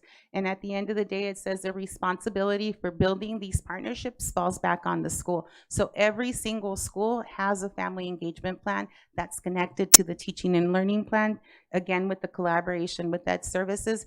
But again, we take it a step further and we were connecting it all to the school plan as well. So family engagement is an integral part of everything that's taking place at the site. And with that, we'll go to the next slide. And so I'm going to go ahead and pass it over to Ms. Zavala, who has a community schools update. Thank you, Dr. Gonzalez, and hello again to everyone. I'm really excited to have the opportunity to share some updates regarding our California Community Schools Partnership Program. If we can go to the next slide. As we have shared in the past, 6 of our San Bernardino City Unified Schools were chosen to receive this grant from the state of California, and it supports in executing the work around the community schools pillars, and there are 4 of them, which are family and community engagement, expanded and enriched learning opportunities, collaborative leadership practices, and integrated student supports. I do want to add one thing. This framework, this concept, this ideology is not new to us. We have been doing this work. It is in our hearts. It is in everything that we do. But we're so excited to work along with the state in promoting and moving along in this work. We're currently wrapping up year 2 of a 5-year grant. We've provided each of you with a pretty thick copy of the site implementation plans that were submitted upon submission of the grant. So you'll see Anton Elementary, Emerton, Norton, Urbita, Pacific High School, and Sierra High School. And I most definitely would welcome anyone who wants to sit and chat, and we can review those implementation plans if you have further questions.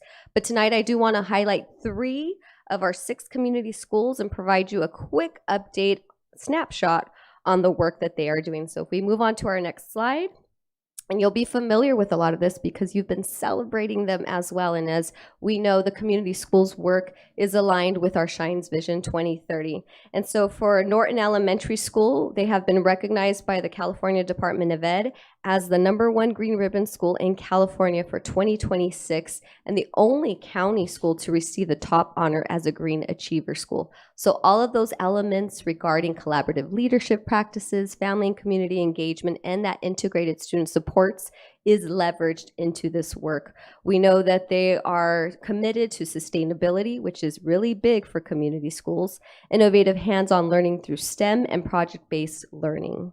Alrighty, let's move on to our next slide. We have Pacific High School.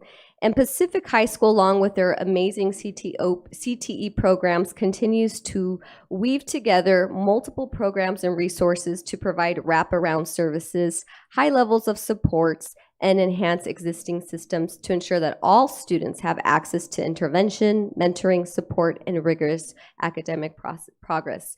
We know that Pacific, as I mentioned, with their CTE, has a plethora of options for our students as they're coming into secondary, the high school options. And we're really excited because that civic learning component is pioneering that student leadership role, and they are definitely modeling that for our other sites.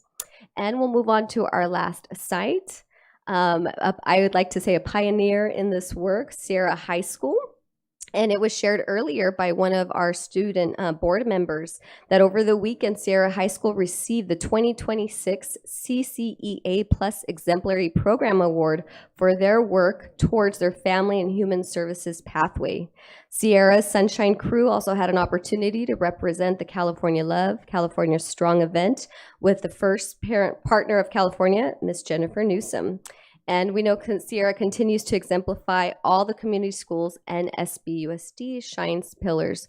We are so proud of all 6 of our sites. They continue to work collaboratively with our families, with our community. We just had our SPAC and Community Schools Showcase 2 weeks ago. It was on a Monday, and we invited our partners to come and showcase exactly what it is that they do to impact what's happening at our site. So we're really excited about that. All right, I'm going to hand it over, if there aren't any questions, to Dr. Gonzalez. Thank you. So with that, I'd just like to say thank you. Thank you, board, for allowing us to present tonight. The work that we're doing is ginormous. I know that, I always have a limited amount of words. I always say it's amazing, right? That's my core common vocabulary word, but it really is amazing. And it is as a result of all the effort and support that you've poured into us as well. So I just wanted to say thank you. And most importantly, this work is about transformation. We couldn't do it without you. When we align the research, we build the capacity and center everything around family voice. We're not just involving families, we're empowering them. So thank you. Thank you. Mr. Tillman? Oh, thanks for a great report. I wanted to ask Ms. Cooper how our local celebrities doing, Miss Honey.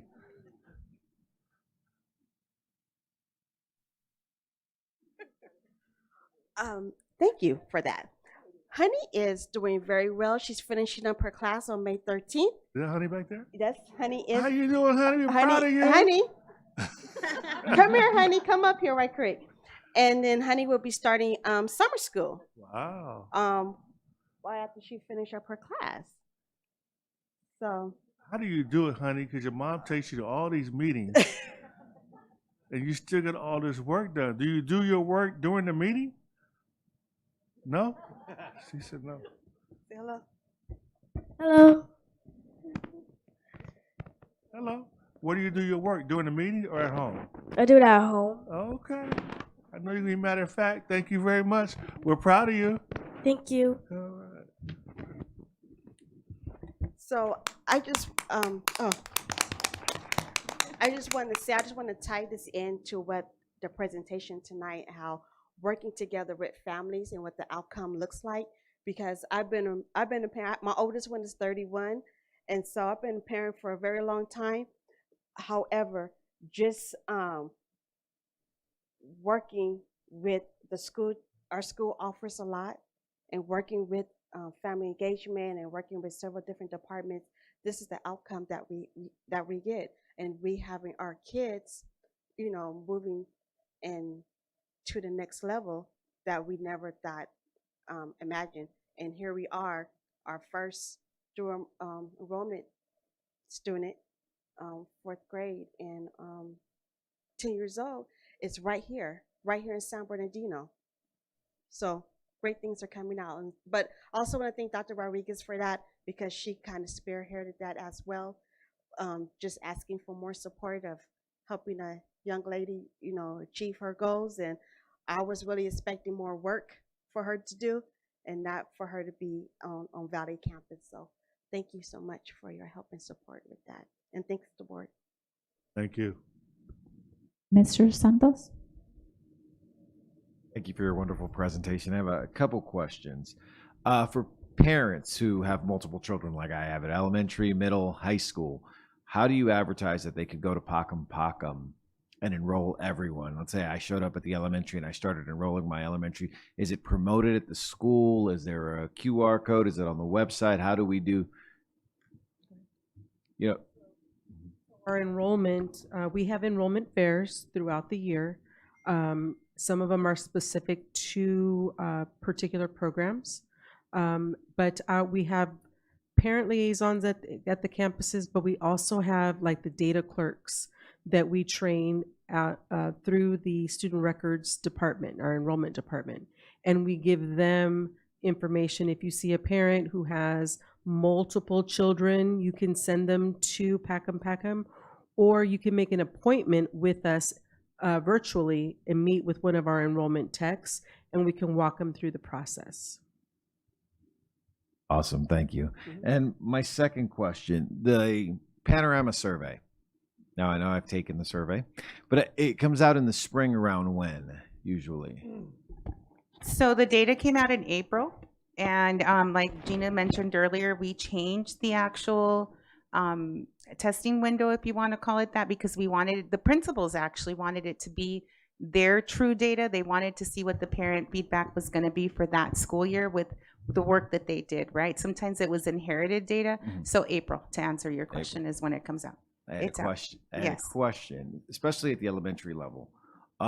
Would it be possible or to do it during the March parent conferences for the elementary level? Yes, that actually is a good point, because this is something we can change. So for the next year, we just have to work with AET to make sure that it's on the assessment calendar.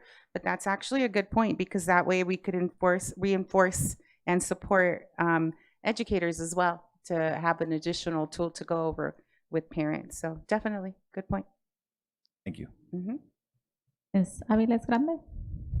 Well, thank you for all of your wonderful work. You're all earth angels in my book. I was a single parent from the time I was 20, 21, and I had 2 little children.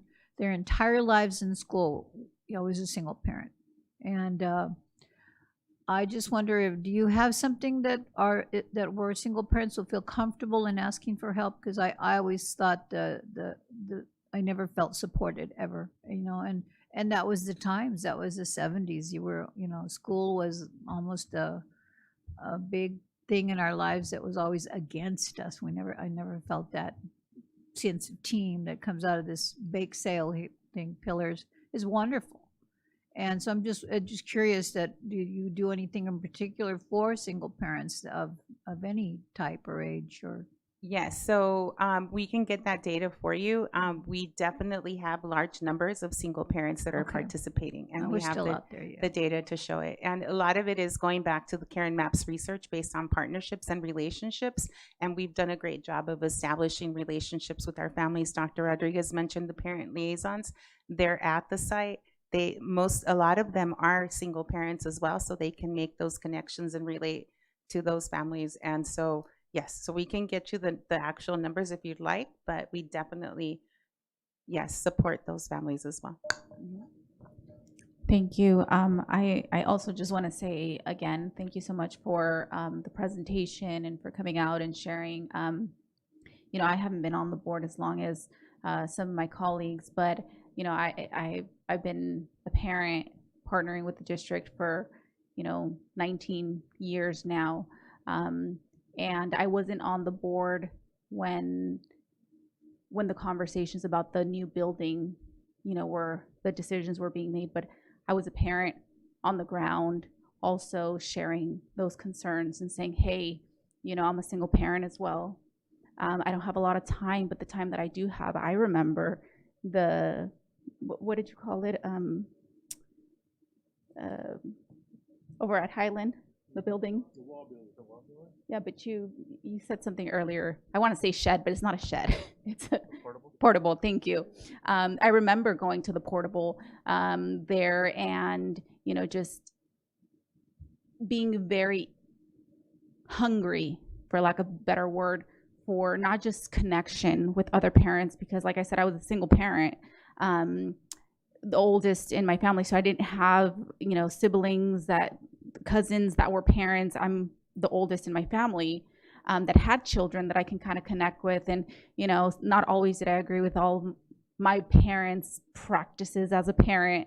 So just even having that network to, I was very much so craving a lot of that, and I remember that it wasn't really available, or it wasn't readily, easily accessible. And so to hear again of everything, how far we've come is really amazing. And like I said, I always say, I feel so jealous every time we have presentations, whether it's a CT, STEM, STEAM, or whether it's family engagement or whatever the case may be. I keep saying the same thing. I'm just so jealous. I'm just so jealous, with the good intent. That just shows that, progress has been made across the board. And I just really want to commend you and thank you, both also, parents, to Ms. Devana and Ms. Mia for coming out. The thing that you shared about trust and about, being able to go to district personnel, I connect with that sentiment, and I share that sentiment because for a long time as a parent, it didn't feel that way. And when I came on the board 6 years ago, parent engagement and family engagement was a big thing for me because I didn't feel like it was there. And even coming on the board, there was so much lack of trust that I had even of folks up here, and I think that you were able to see that at the beginning, right? And even then we've come such a long way. The team that we have here, it's really reflecting, it's really showing also in the community, because I can turn around and, say to superintendent, hey, this is something that's come up, and I trust that he's going to handle it, that he's going to look into it, that he's going to take care of it. And that doesn't mean that everything's always going to come out the way we want it to, but I can trust that he's going to be fair in the process, that he's going to look into it. And it's the same expectation then across the board, right? To our assistant superintendents, that's the expectation that this board is now setting up. And so I'm really glad to hear that, those relationships and that trust, is showing. So, thank you so much for coming out and for sharing and for continuing to partner with us and for everything you do. Superintendent? Thank you. Thank you. Thank you for those kind words for our team, President Ceballos. First of all, I just want to commend our team for an outstanding presentation, and I want to thank your whole department. You guys have created a safe place, a place where we have follow through, a place of inclusive excellence. And to the discussion that Devana was talking about, I remember when there was some frustration and disappointment. And I'm going to go back to what somebody said. I remember my mom, feeling that frustration in the 70s, and people being mean to her, people discounting her. She was the wrong color, the wrong language, and it wasn't important to anybody. So in that moment, I was so proud when we sat together as a team, and as a team we listened, and as a team we threw out ideas, and as a team we agreed how to move forward, and as a team we delivered. And so I want to let the board know it's been an honor to sit in this SPAC process system that we have. I think I can honestly say we genuinely love each other. We genuinely care for each other, and when you have love and care in the community, great things are happening. And I was sharing with Mr. Tillman that what I'm most proud of, not only just student services, parent engagement, but across our entire district, is we've made a commitment that everything we do is with the purpose of making sure that our students can achieve high academic achievement. right? That we become a serious institution of academics.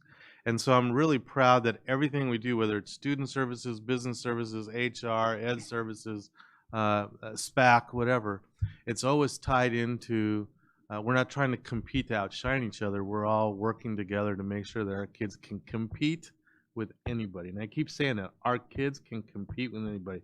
So if you empower the parents and you educate the parents so they know how to support their kids, how to fight for their kids at times when we don't get it right, when you create those environments, we all move forward. So I'm incredibly proud of all of you, and I love you all for everything that you've done for our kids and our parents. We're making a difference. So thank you very much. Thank you.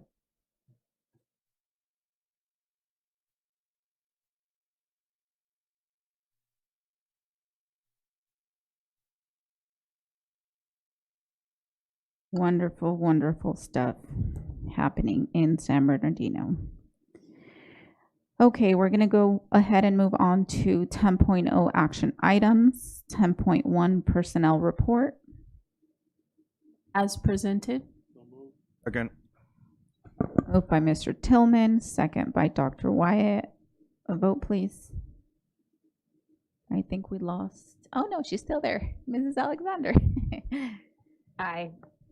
Thank you. I didn't even ask, did you have any questions for the team? No, they're good. Any They comments? Did a great job. They did Sorry. a great job. No problem. Okay, so we have a motion and a second, and Ms. Are we going to do the roll call instead of me trying to send it? Yeah. Okay. Mr. Santos? Dr. Wyatt? Ms. Aviles Grande? Myself, I. Mr. Tillman? Ms. Rosales Medina? Awesome, motion carries. 10.2, consideration and adoption of new name for District Facility Middle School 318. So I want to go ahead and open this up for conversation. I think that we have some information that was sent to your guys' emails. Mary Roan, Oh, talk a little bit to the process. I'll go ahead and turn it over to Ms. Goodwin.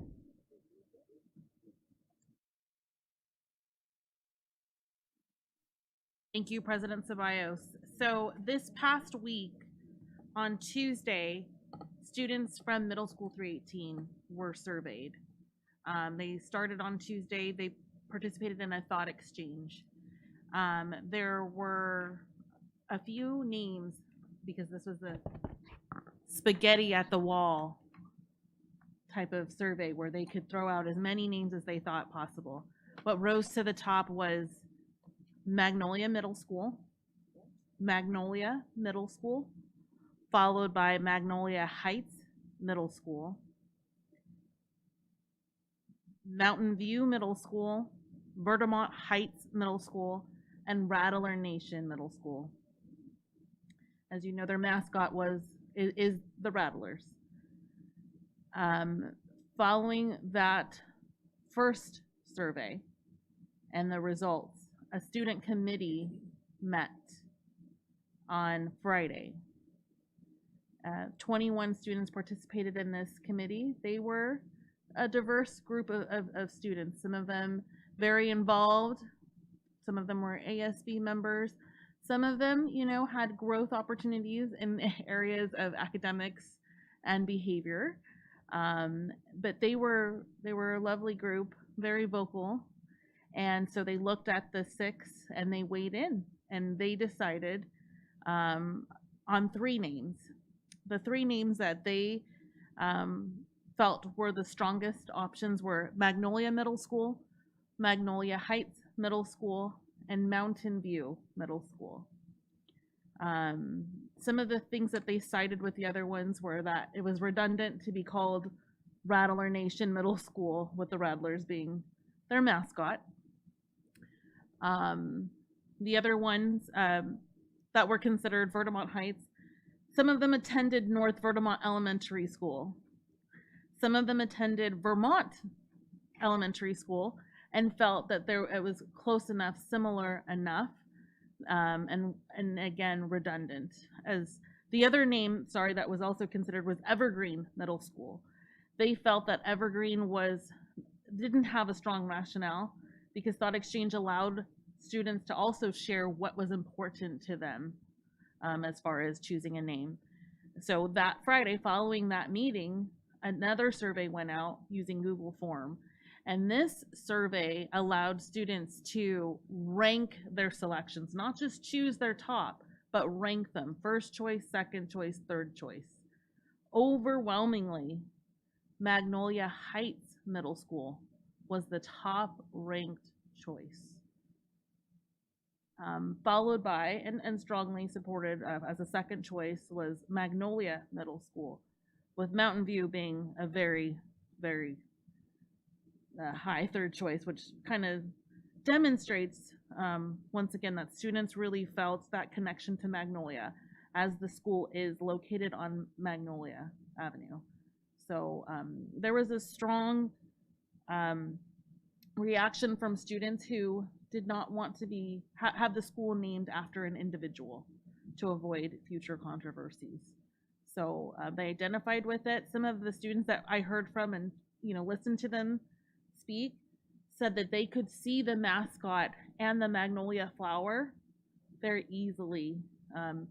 And so you had, like I said, a wide variety of students. One of them being a cheerleader saying, "We could come up with a chant right now." So they really, really rallied behind Magnolia, and then ultimately Magnolia Heights to weave in, I think, Vermont Heights, that neighborhood that's up there. Yeah. Questions, Mr. Tillman?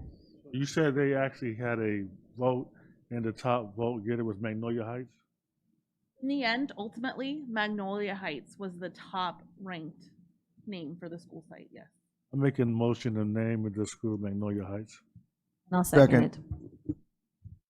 So I have a motion by Mr. Tillman and a second by Ms. Medina, Rosales Medina. Vote, please. Did you have any comments, Mrs. Alexander? No, I was going to vote. Okay, just making sure that I'm being vigilant. Yeah, no worries. Okay, we have a motion and a second. Vote, please, Mrs. Alexander. Aye. Thank you. Mr. Santos? Dr. Wyatt? Ms. Aviles Grande? Aye. Myself, aye. Mr. Tillman? Aye. Ms. Rosales Medina? Awesome. So, yeah, of course, we have a name. Yay. Superintendent Arellano? Well, first I want to thank the board for taking action today, but I want to thank Mary Roan for all the work that she did, Principal Zach Peters for all the work that they did. You guys followed exactly what the board had directed us to do, and the students have spoken. So thank everybody for a process that was transparent, fair, well done, and I think we reached something that the school could be proud of. I want to remind the board that I was in communication with the artist who had done the original mural facing the Little League World Series.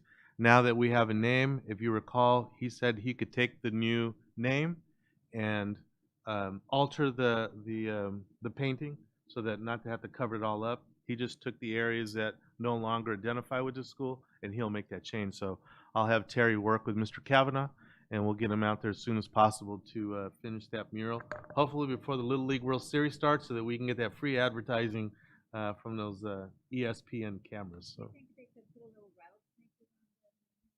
Yeah. Awesome. Well, thank you. Thank you so much, Mr. Arellano, for actually, mentioning that. Thank you, Mary Roan, because it was quick turn around, and we had very specific specifications that came out of that last board meeting's discussion. And I know that we went back and forth a little bit after, but I was very happy and pleased. And thank you for taking my questions, for answering my questions. I know that I drilled a little bit, but thank you so much. And yes, thank you to Principal over at now Magnolia Heights Middle School. Awesome. All right. So we're going to go ahead and move on to 10.3, resolution adopting notices of exemption for construction projects at various district sites and authorizing staff to file notices of exemption for various district sites with the clerk of the Board of Supervisors in the State Clearinghouse within the Governor's Office of Planning and Research in compliance with the California Environmental Quality Act. Moved. Second. Moved by Mr. Tillman, second by Ms. Medina. Vote, please. Mr. Santos. Dr. Wyatt. Ms. Aviles Grande. Aye. Myself, aye. Mr. Tillman. Ms. Rosales Medina. Motion carries. Be it resolved, the Board of Education adopts the notices of exemption for the schools listed. 10.4. Oh, did I not call? Sorry. Mrs. Alexander. Aye. I was doing so good. Let me go back to my list of names. All right. 10.4, consideration of approval of the amendment to employment contract Superintendent San Bernardino City Unified School District. Moved. Second. Moved by Mr. Tillman, second by Dr. Wyatt. A vote, please. Mr. Santos. Dr. Wyatt. Ms. Aviles Grande. Myself, aye. Mr. Tillman. Ms. Rosales Medina. And Mrs. Alexander. Aye. Thank you. 11.0 consent items. 11.1 approval of consent items. Move. Second. Moved by Dr. Wyatt, second by Mr. Tillman. Do we have any to pull? All right, seeing none. Vote please. Mr. Santos. Dr. Wyatt. Ms. Aviles Grande. Myself, aye. Mr. Tillman. Ms. Rosales Medina. Ms. Alexander. Aye. Motion carries.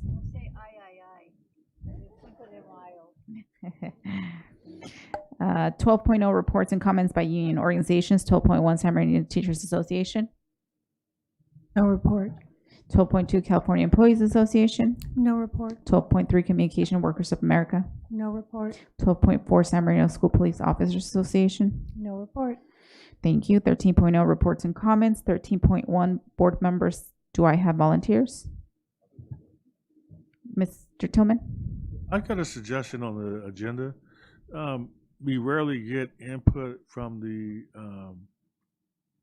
reports, comments by unions. Maybe we should move that to right after the public comments.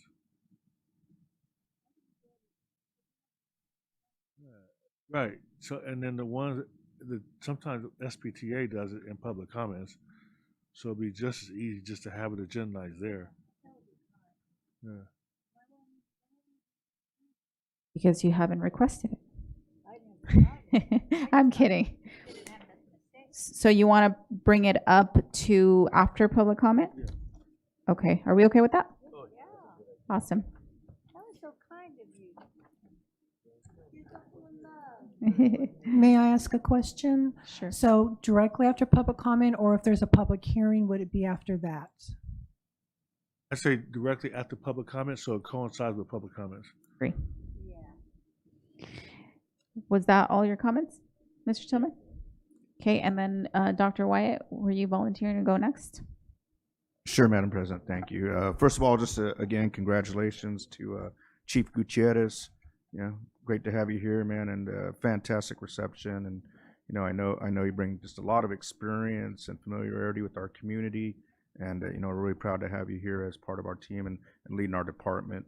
I want to say thank you to all our teachers out there and our nurses as well, and you know, we appreciate you and honor you as well for all the hard work that you do every day in our schools. And I want to say congratulations and thank you to our students as well as at Magnolia Heights. That was a great recommendation by Ms. Rosales Medina, and as Superintendent Ariano said, about as transparent of a process as you could ever have, and as pure as a process. And I think those kids, like I said before, they're going to have a wonderful story to tell someday that they named that school. So congrats to board as well for making such a great decision. Thank you to Francine Blackshear and our folks from ETSA for the Island Grad ceremony. Just a wonderful ceremony again. I mean, it was a lot of fun too, and just a lot of celebrations. So really appreciate that. The headdress ball, the folks that put on the headdress ball every year. A lot of fun. Didn't get to stay long though because I had to go to the Island Grad. So I know Miss Marianne was there representing us, and Mr. Ariano and some other folks. Dr. Dojan was there too, and some others, and Chief I think was there too. So thank you for always attending that and supporting that. that gala, which brings a lot of money to our community for kids that need dental services. And then I didn't talk about it last time. I just kind of was reserved about it. But probably about 3 weeks ago, I got to go to Washington, D.C. For CSBA, for Coast to Coast. And that was my first time ever doing that. I think it's only been around for about 5 years. And I said, I'm going to go check that out. And it was quite the experience. First of all, opportunity of a lifetime to be able to go to the Capitol Hill, go to the Senate House, and also House for Congress. Got to see both of those, meet a couple senators. And then the honor, though, was also being selected by our delegates of Region 16 for CSBA to be our spokesperson with the Congressman Aguilar. And so that was quite just the treat. And I do want to say thank you to Congressman Aguilar for hearing us and hearing our voice and representing us at the highest level. We focused on CTE funding, special ed funding, and then also AI policy and regulations, because there's a lot going on with AI. Big topic at the federal government at the highest level. But if you haven't ever been there, take a tour. That was kind of my informal tour. I look forward to a formal tour next time, going in there and got to go through the tunnels. If you've ever been in the tunnels, that is an experience of a lifetime as well. So I had not done any of the above. So yeah, it's a city underneath the city. If you don't know that, it's pretty. I think Mr. Santos has been there. I know we talked a little bit about it. Holy heck, that's all I could say. Very complex, and just Washington D.C. itself, an amazing city. Really is an amazing city with a lot to see and experience. And just thank you as a board member and to our community for us to have such an opportunity as elected officials and to represent the city of San Bernardino and obviously make a lot of things happen. And again, compliments to Congressman Aguilar, Senator Schiff, and Senator Pelosi for just taking the time to meet with us as well and to give us that audience. Thank you. Thank you, Ms. Aviles Grande. Gosh, I just feel so much love in this room. I just feel like I'm in church. I just feel really good. So, but I just want to tell you that I'm very, very proud. I went to the Time for Change, the 24th Annual Awards, and our own Felicia and Damon Alexander were honored. I was so proud, and thank you to everybody that showed up there to support her, and he and us. It's very, very great. I went to the 12th Annual Inspire Success Brunch for middle school college grads. And please, if you get a chance, go next year. I'm going to remind you, they seat you at a table with our graduates from middle college and according to our careers. So I was at the table of people that wanted to become educators. And so I got an opportunity to ask them what they thought of it, and I shared my insights. And I just really would like to see more of our board members there. You would love it. Also, I went to the first annual Special Education Brilliance Showcase, and this was awesome. It was at the Indian Springs High School, and please, next year, it's their first one. Thank you to the Arrowhead United Way Breakfast Annual Awards. It was a lot of our familiar faces and friends, and they all said hello. And again, I loved your presentation. I went back and relived my years as a single parent, and I cried for that poor girl with 2 little babies. And at that time, that's when they were still not allowing children to speak Spanish in the classroom, and it was pretty hard times. Anyway, thank you. That's it. Thank you, Ms. Alexander. Were you ready? I'm ready. Awesome. Okay. Well, I just wanted to say thank you again to the board for your support for the Time for Change Award. We really appreciate you supporting us with that, my husband and I, and then for the support of those that were able to attend. Vice President Mary Ellen Abelis Grande and our Superintendent, Assistant Superintendent Terry Comnick, and our Director of Communication, Mary Roan. Really appreciate you all coming out and being there and being present. I wanted to say Happy Teachers Appreciation Month, as well as Nurse Appreciation. And the Island Grad was absolutely amazing. Thank you also for the headdress ball, because I know we had a lot of people that came out for the headdress ball, meaning we had students in schools that were in attendance. And it's critically important just to be present. And one, the money does go back to our supporting our school district through family engagement, through Operation School Bell program, as well as our dental center. And just appreciate also just Dr. Rodriguez and Dr. Gonzalez for making sure that from a family engagement perspective that we had a significant amount of students from different schools that were able to attend. So culturally, just being able to see an event that is amazing, but for it to be our 64th year with that rich history. So we appreciate all of that support on behalf of Assistance League, and then the Island Grad under ETSA and under the leadership of Dr. Will Greer, but being led by Francine Blackshear was amazing. And just in closing, I just want to just say for Magnolia Middle School, or Magnolia Heights Middle School, I'm excited about the name because that is my grandmother's name, for one, so I'll never forget it. But I was just wondering, with us now renaming the school or agreeing to rename the school, what are our plans to just make sure that this year we can kind of celebrate this new name versus next year, considering the school year is probably closer to ending, but it'd be great that we could have a celebration for the students, especially to just make it a magical moment for them this year versus next year. That's it. Thank you. Thank you, Mrs. Alexandra. Mr. Santos? Just thank you to all the teachers. It's Teacher Appreciation Week. I have a teacher at the house, so special thanks to that teacher.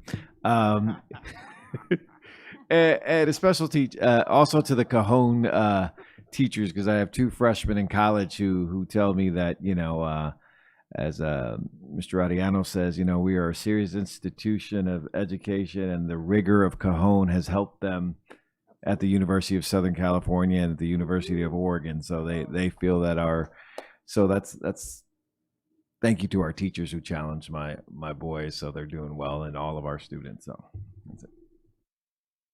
Awesome. Ms. Rosales Medina? None. Thank you. All right, so I'll be brief. I also want to say, congratulations just to the teachers and nurses as well. Chief Gutierrez, I wasn't here. I caught the end of that, but it looked like an amazing little event that was had. So I, again, welcome. We're very glad to have you on board. I also want to share that I attended the Valdez tutoring dinner at the Elks Lodge this past week, 2 weeks ago. It was a really nice event. I really liked how they, engaged the students that were in attendance.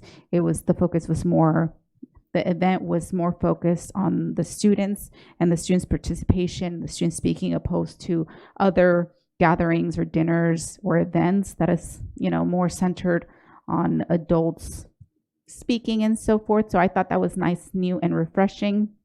So thank you for that invitation. I also attended, Sanji held a banquet for their girls soccer team also about a week or 2 weeks ago. I mix my days now, but just want to say thank you to Mr. Komnick for helping, facilitate their ability to, utilize the Pacum building. It was a really nice opportunity. Some of the parents that attended, it was a small little banquet that they had. Some of the parents had never attended the building, so it was a really nice way for them to, come down and not only celebrate their students, but also see other parts of the district as well. I also want to, I did attend the annual Elementary by Literacy Achievement Awards as well. Man, that was such a nice event.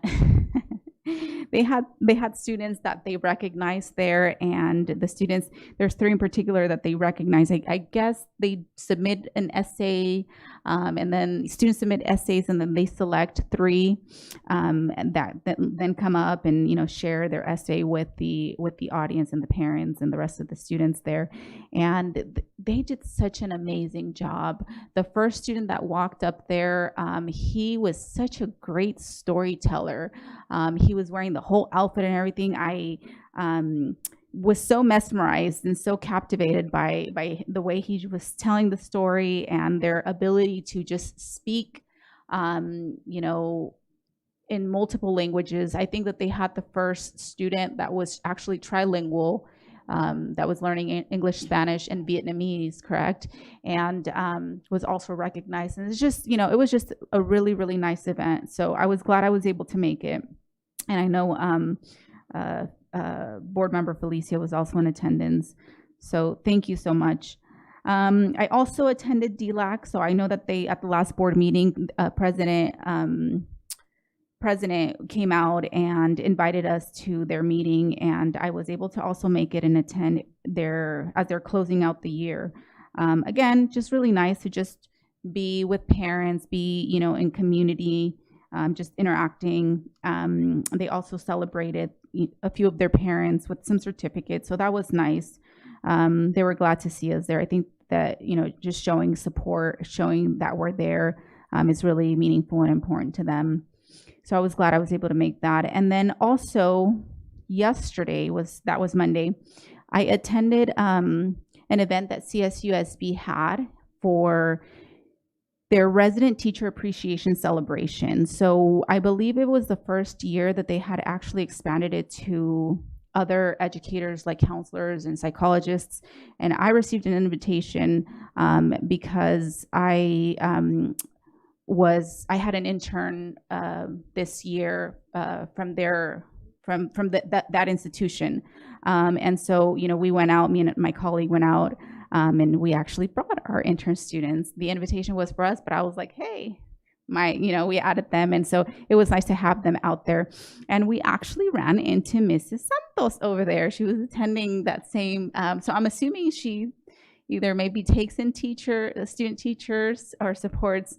So that was really nice to run into her as well. And I also want to mention that we had a district employee that received an award for Distinguished Alumni Partner Award to Dr. Morgan Peletera, I think is how you say the last name.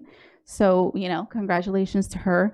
I know that other districts, you know, had presence there at that event. I know Harupa Valley, the ladies that I sat at the table, they were from HR over there as well. So I think that they're trying to, you know, expand their partnerships. And I would totally take, not only did I attend CSUSB for my program, but they have great students there. The student that I had this year, he was amazing, smart, young man. So that was nice.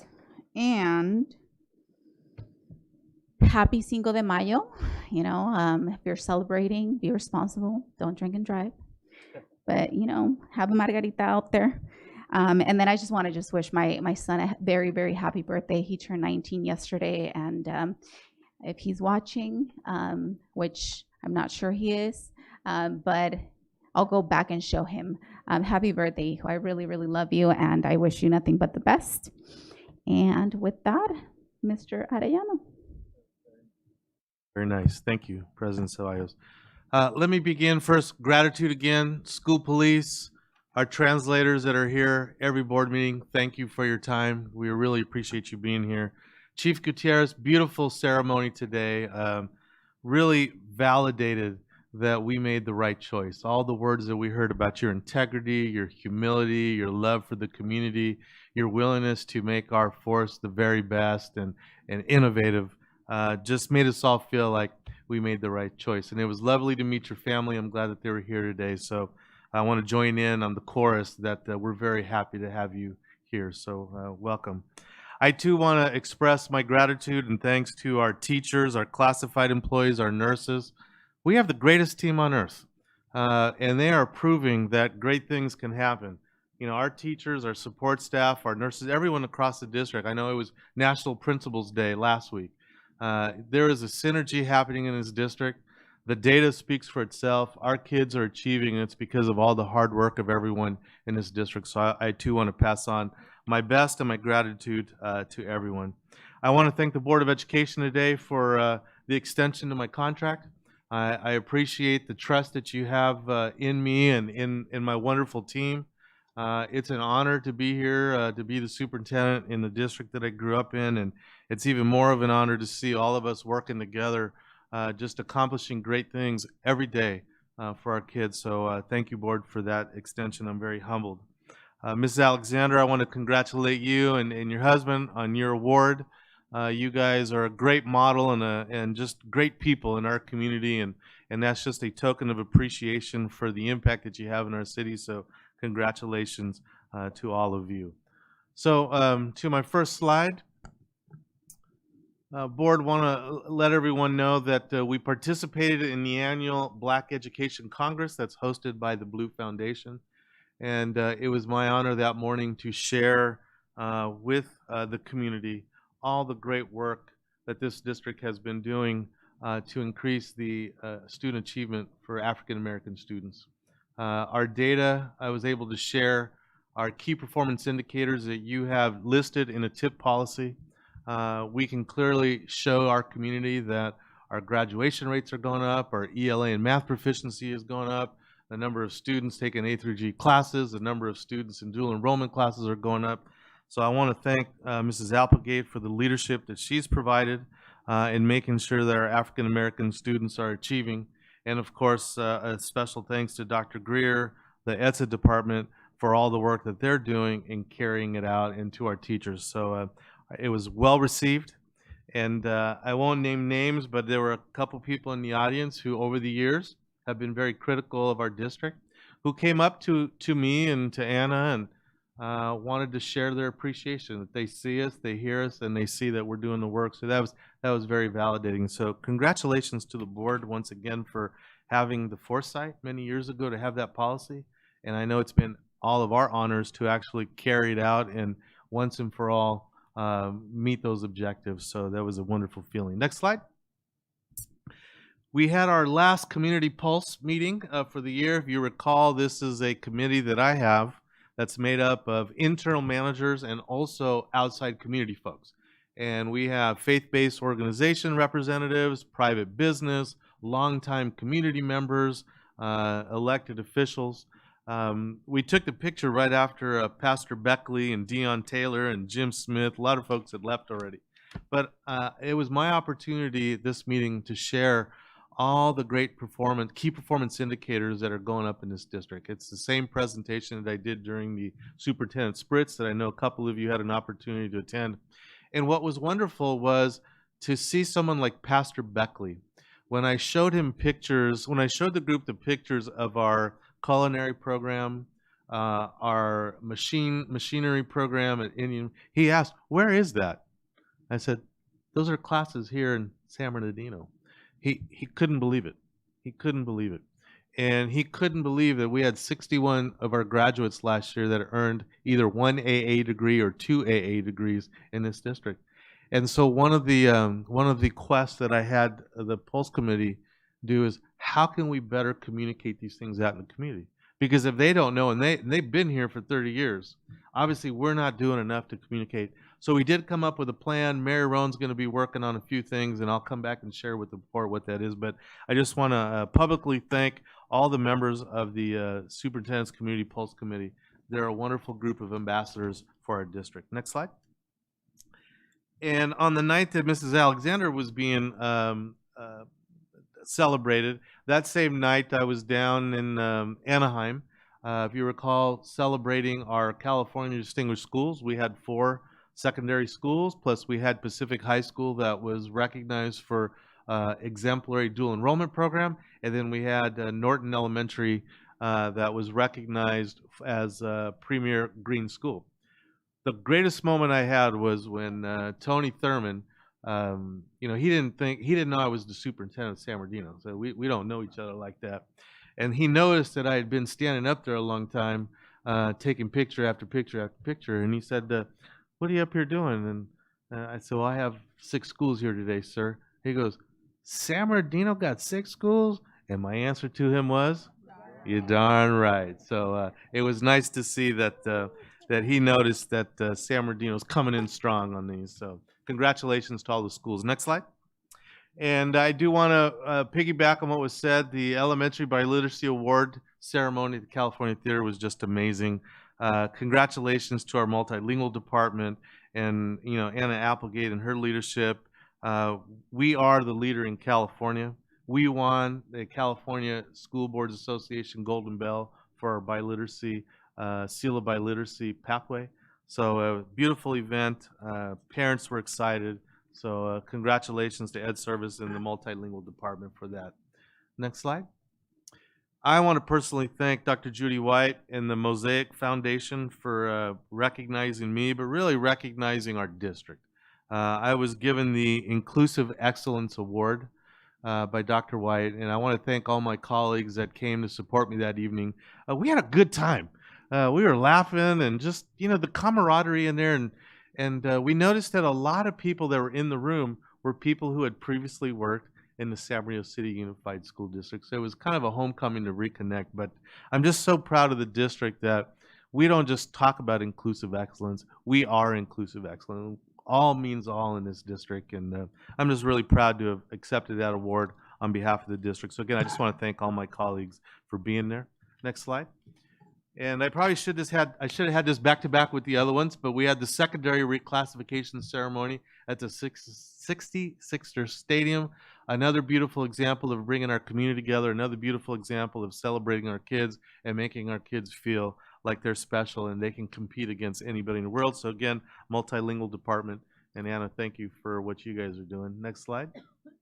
This one's great. So this is a young man, student at San Gregorio High School, who loves Michael Jackson. He is one of our students that is on the autistic spectrum, and he does Michael Jackson impersonations. And somehow Channel 4 News heard about it. Had to be Mary Rowan, right, getting it out there. And several TV stations did a video clip of this young man doing his Michael Jackson dancing routine at the San G pep rally. So Michael Hall, we're very, William Hall, thank you for what you do, and we're very proud of you. And one day we're going to get you down here at a board meeting so that he can do one of his acts here. I think that would be great. So Mary Rowan, see if you can get that going for us. Oh, at the Brilliance? Oh, is there a video on there? Oh, okay. Let's do it. Thank you.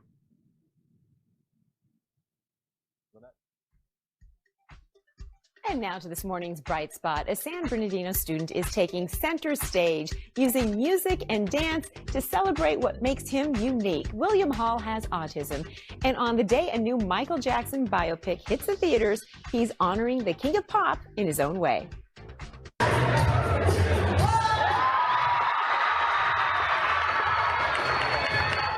Look at him go. William will perform at a pep rally today at his school, San Gregorio High School. He says autism is actually his superpower and it helps bring his passion to life on stage.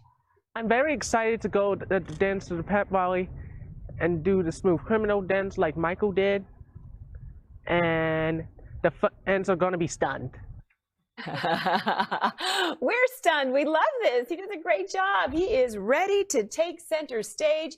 His performance comes during Autism Awareness Month with a message that what makes students unique and special can also make them exceptional. I love the confidence too. Yeah. Right? They are going to be stunned, and I think he's right. Great dancer. I mean, Our kids are awesome, right? Our kids are awesome. That just made me happy. So next slide. As was mentioned, I want to thank Dr. Will Greer and Francine Blackshear for the work that they put forth in putting together our Island Grad 2026. That event continues to grow year after year. And again, another example of inclusive excellence happening right here in San Bernardino. Next slide. This one was at, where was it, Scott? At the Greek Theater Valley College. Yeah.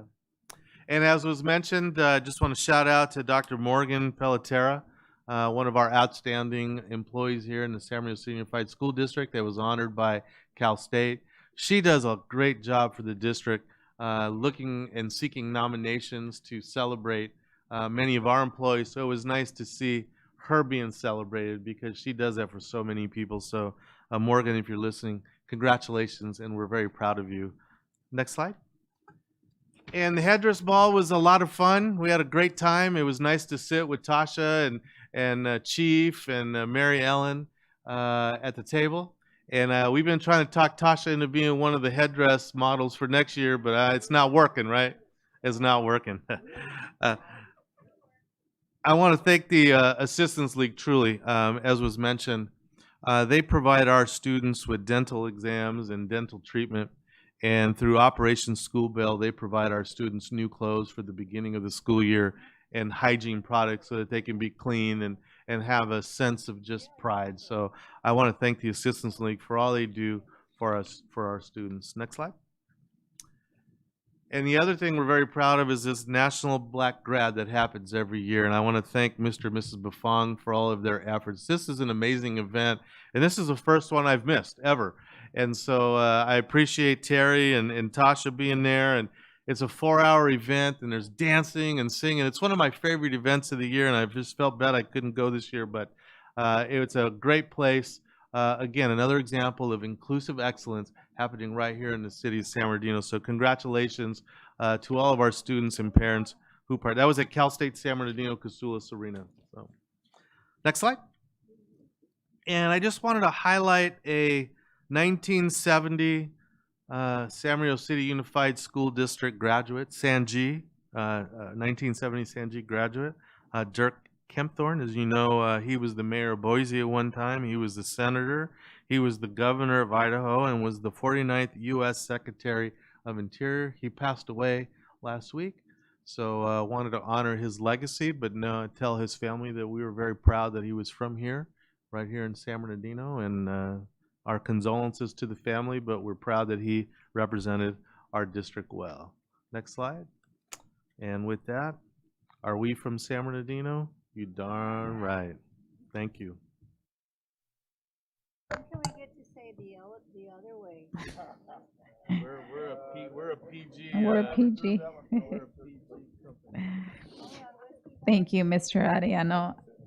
All righty. So 14.0 summary of board members' requests. 14.1 review of requests. Do we have any? Two. Good evening. Tonight, the first request is from Mr. Tillman. He recommends that since we rarely receive reports and comments from our union organizations, to move the agenda item to immediately follow public comments so they have an opportunity to share updates earlier in the meeting. The second request is from Mrs. Alexander. She recommends recognizing and celebrating the new name of Magnolia Heights Middle School as an important milestone for the school community. And that is it. Thank you. Thank you. 15.0 meeting adjournment. 15.1 in memoriam. The board would like to recognize and close the board meeting with a moment of silence and memory. District employee Ray Aldama, who passed away on April 28, 2026. Mr. Aldama began his career with the district in 2000, first as a substitute teacher at San Gregorio High School and as a football coach.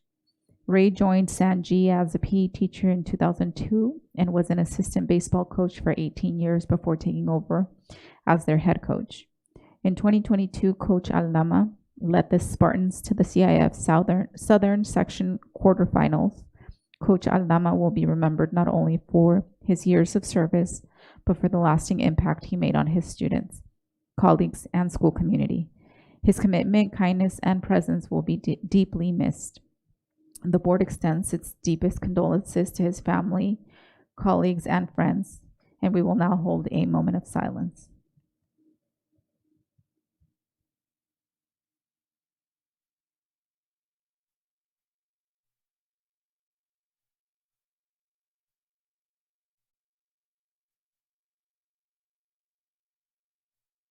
Okay, 15.2 adjournment. Second. Thank you. Moved by Mr. Tillman, second by Ms. Medina. Good night, everyone.